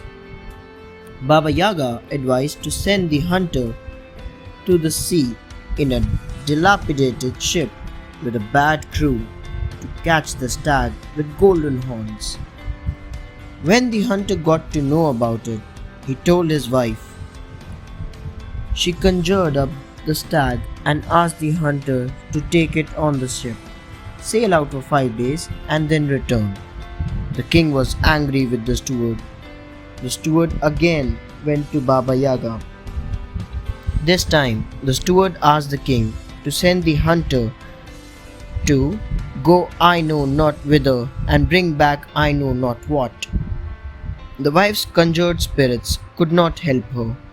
She told him to ask the king for gold and gave him a ball, which, if rolled before him, would lead him where he wanted to go. The Hunter and the Frog. The hunter's wife also gave her husband a handkerchief and told him to always wipe his face with that only. The hunter rolled the ball and followed it. The king sent a carriage for his wife. She transformed herself into a bird and flew away. The hunter finally reached a castle. The damsels gave him food and let him rest. Then they brought him water to wash his face. He wiped it with his own handkerchief. They recognized it as their sisters. They called them mother. She also recognized him and questioned the hunter. He told her the whole story. Thereafter, she called all the beasts and birds and asked them if they knew how to go I know not whither and bring back I know not what. Then she went out to sea and asked all the water animals. Finally, there approached a limping frog. Who knew? The woman gave the hunter a jug to carry the frog, which could not walk that fast. He did, and the frog directed him to a river. The hunter becomes the king. The frog told the hunter to sit on his back. At the other end of the river, the frog told him to listen to 2 old men who would arrive. He did, and heard them summon Shmat Razum to serve him. The old men ate and drank and left. The hunter asked Shmat Razum to serve him instead, and he agreed. The frog set off on his return journey with the hunter and Shmat Razum. They stopped at a golden arbor where they met 3 merchants. At Shmat Razum's directions, the hunter exchanged Shmat Razum for 3 marvels. They could summon up a garden, a fleet of ships, and an army. The next day, Shmat Razum returned to the hunter. In his own country, the hunter let Shmat Razum build a castle. His wife returned to him. The king saw the castle and waged a war against him. He summoned the fleet and the army and defeated the king. He became the new king and lived happily with his wife. The gigantic turnip. Once upon a time, an old man planted a turnip. After a few days, it grew and became an enormous turnip. The old man decided to pull the turnip out of the ground. He tried very hard but couldn't pull it out. So, he called out to his wife for help. The wife took hold of the old man who was holding the turnip. Together, they pulled and pulled but couldn't pull the turnip out. It was massive. Now, the wife called her granddaughter to help. The granddaughter took hold of the grandmother. The grandmother took hold of the old man, and the old man took hold of the turnip. They used all their strength but couldn't pull it out. Then the granddaughter called over the dog. The dog took hold of the granddaughter. The granddaughter took hold of her grandmother, who took hold of the old man, and the old man tightly held the turnip. The turnip is pulled out. Together they started pulling out the turnip, but couldn't pull it out. Now the dog called over the cat to help them. The cat took hold of the dog took hold of the granddaughter held the grandmother, the grandmother took hold of the old man. The old man took hold of the turnip. Together, they used all their strength to pull the turnip out, but it was all in vain. Thereafter, the cat called over the mouse. The mouse took hold of the cat took hold of the dog took hold of the granddaughter took hold of her grandmother, the grandmother took hold of the old man firmly, and the old man firmly held the turnip. They pulled, and finally the huge turnip came out. It was the little mouse who ultimately helped to pull out the turnip. Even smallest creature is of great value. The muddy cart. In all the legends, Saint Nicholas is regarded as a kind character. This quality was attributed to him in the story in which he and Prophet Elia were introduced together. It was autumn. One afternoon, a Russian peasant was driving along a heavy road. All of a sudden, his cart stuck fast in the mire. At that very moment, Saint Cassian came by. The peasant asked for help. "Help me, brother, to get my cart out of the mud." "Get along with you," replied Saint Cassian. "Do you think I am free and have time to waste with you here?" Saying this, he walked away. Soon, Saint Nicholas came that way. The peasant asked Saint Nicholas for help, and he stopped and helped the poor peasant. After some time, when the two saints arrived in heaven, the Lord asked them where they were and what they were doing. "I have been on earth," replied Saint Cassian with a very haughty attitude. In heaven, Saint Cassian continued, "And I happened to pass by a peasant whose cart had stuck in the mud. He cried out to me, saying, 'Help me to get my cart out.' But I did not want to spoil my heavenly clothes." Now, the Lord asked Saint Nicholas, "Where were you?" "I have been on earth," said Saint Nicholas, whose clothes were covered with mud. "I went along that same road, and I helped the peasant to get his cart out of the mud." Then the Lord said, "Listen, Cassian, you did not help the peasant. Therefore, people will honor you by thanksgiving only once every 4 years. But to you, Nicholas, because you helped the peasant to set free his cart, people will honor you twice a year by thanksgiving." Since that day, it had become customary to offer prayers and thanksgiving to Nicholas twice a year, but to Cassian only once in 4 years. The Lazy Emilia. Once upon a time, there were 3 brothers. They lived in a small village on the shore of the Volga River. The 2 elder brothers were married. They were merchants. The youngest Emilia was foolish, lazy, and despised work. While Emilia's brothers went out to work, he sat on a warm stove in the kitchen. One day, the 2 brothers went to the market and told Emilia to take care of their wives. They promised to get for him a kaftan, red boots, and a red hat.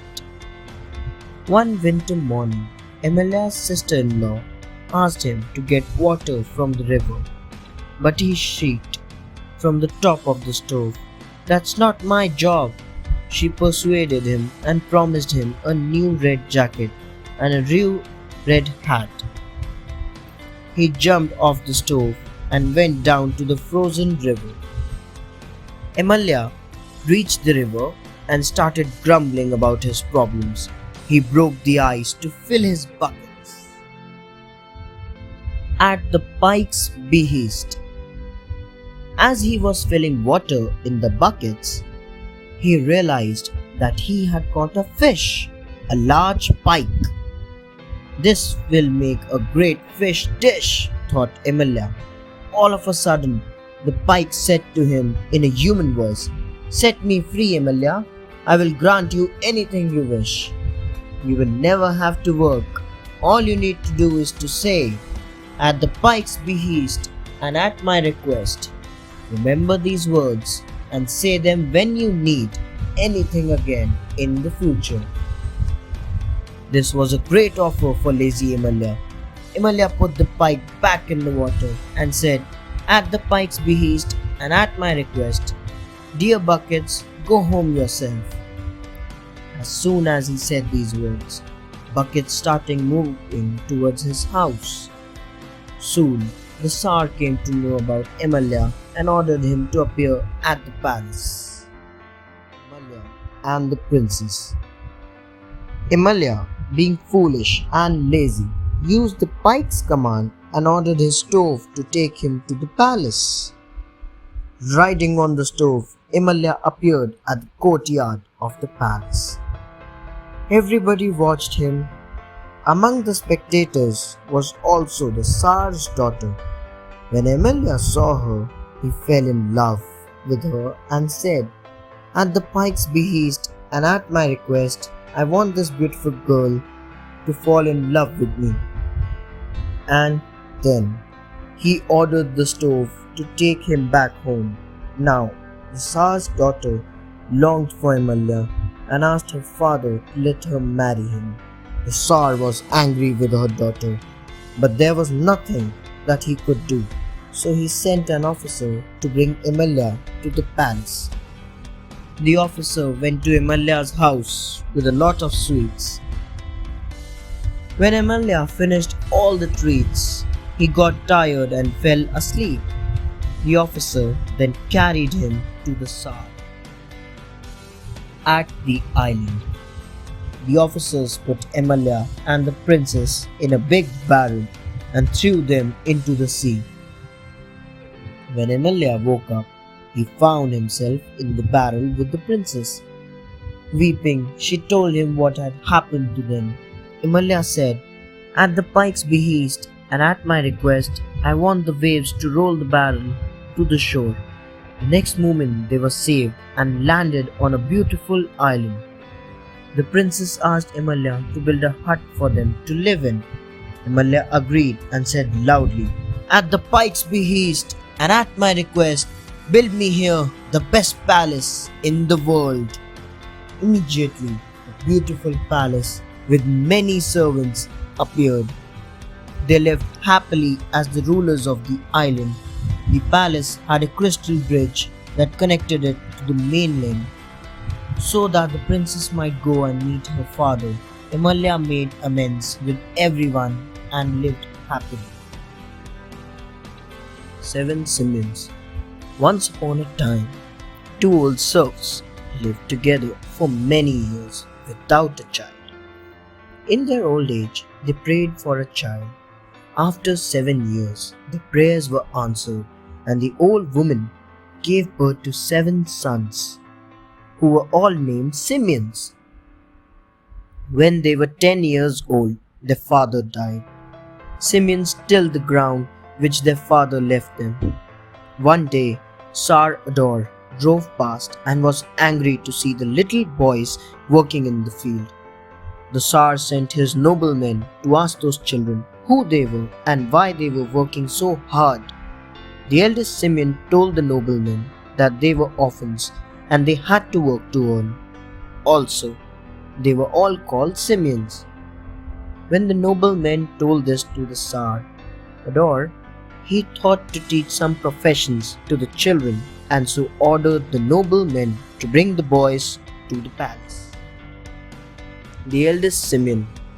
When the Simians reached the palace, the Tsar asked the eldest Simian what art or profession he would like to learn. But Simian answered, Your Majesty, I don't want to learn any art, but if you order a smithy to be put up in the middle of the court, I will raise a column which would reach the sky. The Tsar commanded a smithy to be built in his courtyard, and the eldest Simian at once set to work. Then the Tsar asked the second Simian, What art or profession would you learn? The second Simian replied, Your Majesty, I will not learn any art, but when my eldest brother has smithy, the iron column, I will mount to the top of it. I will look all around and tell you what is going on in all the other kingdoms. So the Tsar thought that the second Simeon was very clever and a man of great intelligence, and there was no need to teach him anything. The other three Simeons. Now, the Tsar asked the third Simeon the same question. The third Simeon replied, Your Majesty, if my eldest brother makes an axe for me, I will build a ship in a very little time. The Tsar exclaimed, I want skilled workers like you. Thereafter, he asked the fourth Simeon, and he replied, Your Majesty, I don't want to learn anything. When my third brother has built a ship and it is attacked by enemies, I will seize it by the prow and draw it into the kingdom under the earth. When the enemy has departed, I will bring the ship back upon the sea. The Tsar was amazed to hear such skills. He went on to ask the fifth Simeon. He answered, I need no art, Your Majesty. But if my eldest brother makes a gun for me, I will shoot every bird, no matter how far it is. And the Tsar said, You will be a famous hunter one day. Seventh Simeon, the thief. The Tsar approached the sixth Simeon and asked him. He answered, Your Majesty, I will not follow any art, but when my fifth brother has shot a bird in the air, I will catch it before it falls on the ground and will bring it to you. Bravo, said the Tsar. You will serve in the field very well. Now, the Tsar asked the seventh and last Simeon. Your Majesty, he replied, I will not learn any profession, for I am already skilled in valuable art. What kind of art do you know? Asked the Tsar. I am a thief, and I can steal better than anyone else, he replied. The Tsar was angry and wanted to punish him, but he offered to go to the distant kingdom and steal the beautiful Helen.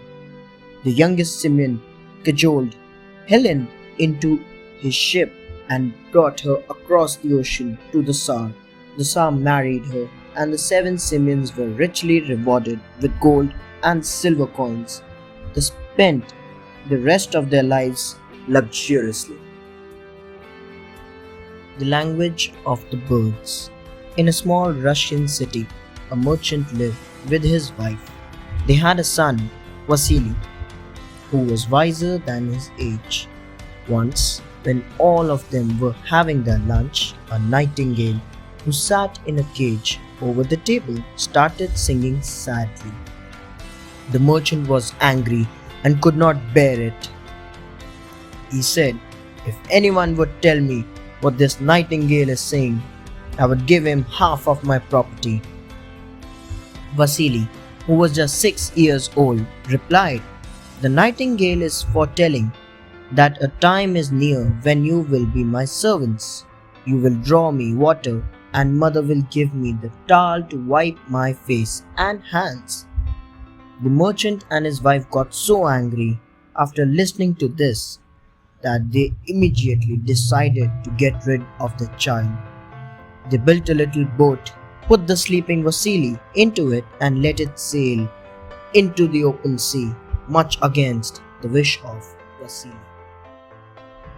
The prophecy. Suddenly, the visionary nightingale flew out of its cage into the boat and sat on Vasily's shoulder.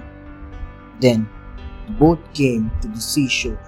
A ship approached it with its sails spread.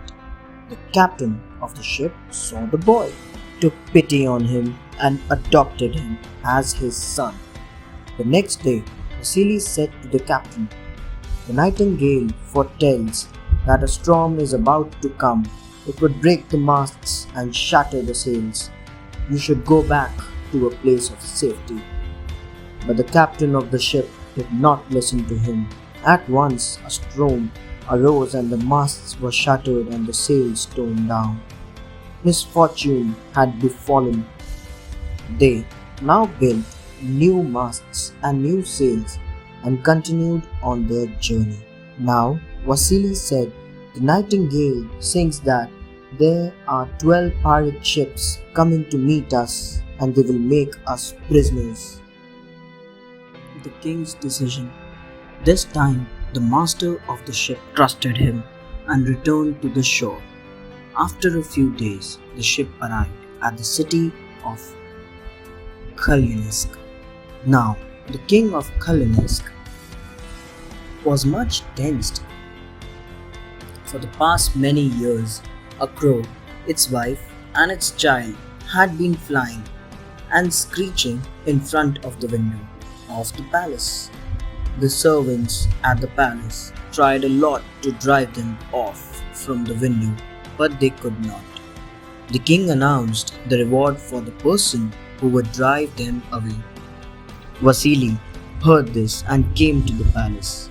He told the king that he could understand the language of the birds. All the windows were open. Vasily then listened to what the birds were talking and told the king, "Your Majesty, 3 crows are flying here. The Papa Crow, Mama Crow, and Master Crow. The Papa Crow is disputing with Mama Crow as to whom the son belongs to, whether to the father or to the mother. They are asking for a decision." The reunion. The king thought and replied, "The Master Crow belongs to the father." As soon as the king gave his decision, the Papa Crow flew to the right with the Master Crow, and the Mama Crow flew to the left. The king adopted the boy, and the boy was treated with great kindness and honor. Vasily married the princess and received half of the kingdom as dowry. After some days, Vasily set off for a journey to foreign lands. In one city, he stayed just for a night. In the morning, when he got up, he wished to wash. So the master brought him water, and the mistress brought him the towel. Vasily spoke to them and got to know that they were his father and mother. The Nightingale's prophecy had come true. He wept with joy and fell at their feet. He took them along to the city of Kalinisk, and they lived together. Lunn cow. Once in Russia, there lived a Tsar and a Tsarina. They had one daughter, Maria Tsarevna. After some time, the old Tsarina died and the Tsar married another woman who was in reality a witch. Now, the witch had 3 daughters, one of whom had 1 eye, the next 2 eyes, and the third had 3 eyes. The stepmother did not like Maria Tsarevna and sent her with a dun cow on the pasture and gave her a dry crust to eat. Maria Tsarevna went on to the pasture and bowed down to the right foot of the cow. Suddenly, her clothes changed into a beautiful dress, and she had lots of food to eat and drink, as much as she liked. So, throughout the day, she watched over the dun cow and looked as happy as any other woman in the land. At night, she bowed down again in front of the right foot and became her original self again and went home. One-eyed sister. After reaching home, Maria Tsarevna gave back the dry crust to her stepmother. She was shocked and thought on how Maria Tsarevna survived throughout the day. The next day, the witch gave her the same piece of bread and asked her eldest daughter to keep a watch over what Maria Tsarevna did. When they reached the pasture, Maria Tsarevna said, "Come, little sister, let me find a place for you to rest." The sister went to sleep. Maria Tsarevna stood up, went to the dun cow, bowed down to the right foot, and ate and drank. She went around like a princess. In the evening, she woke her sister up and said, "Get up, sister, it's time to go home." "Oh," the sister moaned, "I have been asleep all day long and I have not seen anything. Mother will be angry with me." When they reached home, the stepmother asked her what Maria Tsarevna ate and drank. "I did not see anything," she replied. three-eyed sister. The witch scolded her. The next day, she sent the two-eyed sister with Maria. The two girls came to the pasture, and Maria Tsarevna sent her to sleep. As before, Maria Tsarevna bowed down to the cow and lived like a princess all day long. In the evening, she woke the two-eyed sister up. Once home, the witch again got angry and scolded the two-eyed sister. The following day, she sent the three-eyed sister with Maria Tsarevna. Maria sent her to sleep in the same way, but she forgot that the third eye was watching what Maria Tsarevna did. Maria Tsarevna bowed to the right foot of the cow, ate and drank and ran all around wearing beautiful clothes. When she returned home, she kept the dry crust on the table. The mother asked the daughter what Maria Tsarevna had eaten and drunk. The three-eyed sister told her everything, and the witch ordered the dun cow to be slain. Even Sarwich and Maria Tsarevna. Maria Tsarevna begged her father to give her at least a little part of the cow. The father gave her the piece, and she planted it. A bush with sweet berries grew up. The little birds sat on the bush and sang sweet songs. Now, Prince Ivan Sarwich had heard of Maria Tsarevna. He went to her stepmother, laid a bowl on the table, and said, "Whoever brings me the bowl full of berries will marry me." The mother sent her one-eyed daughter to collect the berries, but the birds drove her away and pecked out her one eye. The two-eyed and three-eyed sisters also met with the same fate. At last, Maria Tsarevna went. She took the bowl and gathered the berries. The little birds helped her in collecting the berries. So, Ivan Sarwich married Maria Tsarevna and they lived a happy life. The hut in the forest. There was deep snow in the forest. The branches of the trees were laden with snow. Huge lumps of snow kept falling on the ground under the trees. In the middle of this forest was a small hut. It was made up of pine logs cut from the forest. Inside the hut, Marozia sat with her little brother Vania and heard the sound of snow falling. They were sitting near the door of the stove. The stove occupied a lot of space in the hut. It also served as their bed.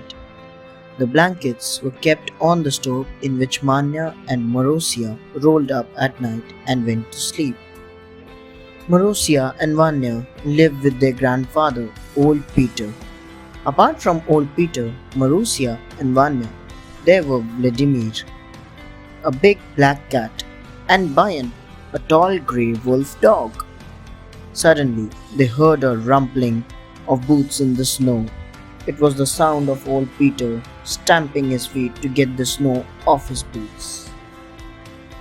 Old Peter. Suddenly, the door opened. Bayan pushed his way in and went towards Marozia and Vanya and licked their hands. He then went and lay under the table. The noise of the door had startled Vladimir. Now, Old Peter came in. There was a gun on his back and a hare in his hand. The Old Peter shook himself and the snow flew off like spray. He hung up his gun and threw the hare on the side of the stove. Laughing, he said to Vanya and Marozia, "You are warm and comfortable here." The children jumped up to welcome him. Old Peter opened his long coat and the children plunged into it together and clung to his belt. He closed his sheepskin coat and they yelped. Then they came out. Vanya and Marozia enjoyed this and did it every night. Now the Old Peter took off his coat and picked up the samovar from the shelf. The supper. Old Peter started preparing supper. He threw the lighted sticks and charcoal and made a draught to draw the heat. Thereafter, he placed the samovar on the table. The fire cracked inside. Now, he picked up the bread and cut big lumps out of it. He emptied the saucepan of soup that was boiling on the stove into a large wooden bowl. While he was preparing the supper, he answered the questions the children asked him. He also cracked a few jokes. The children danced and chuckled. Finally, the supper was ready. All of them dipped their wooden spoons in the bowl and enjoyed the soup. They gave scraps to Vladimir and a bone to Bayan. They had tea with sugar but no milk. Now, it was story time, and old Peter prepared another cup of tea for himself.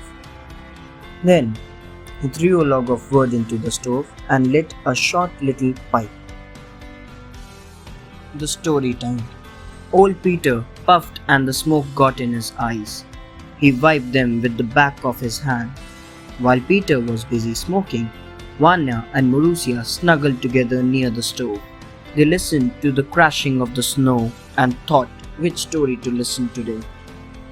Now, they felt warm and comfortable with the noise because they were not alone, and old Peter was with them.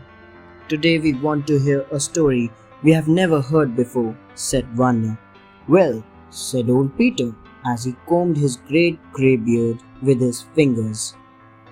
He looked at them, blinked his eyes from under his big bushy eyebrows, and asked, Have I told you the story of the silver saucer and the transparent apple?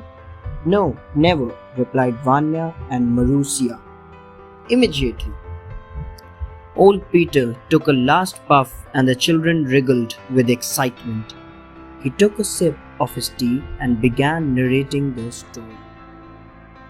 The Lute Player. Once there lived a king and a queen. The king wished to go out in the world and try his strength battling with the other kings.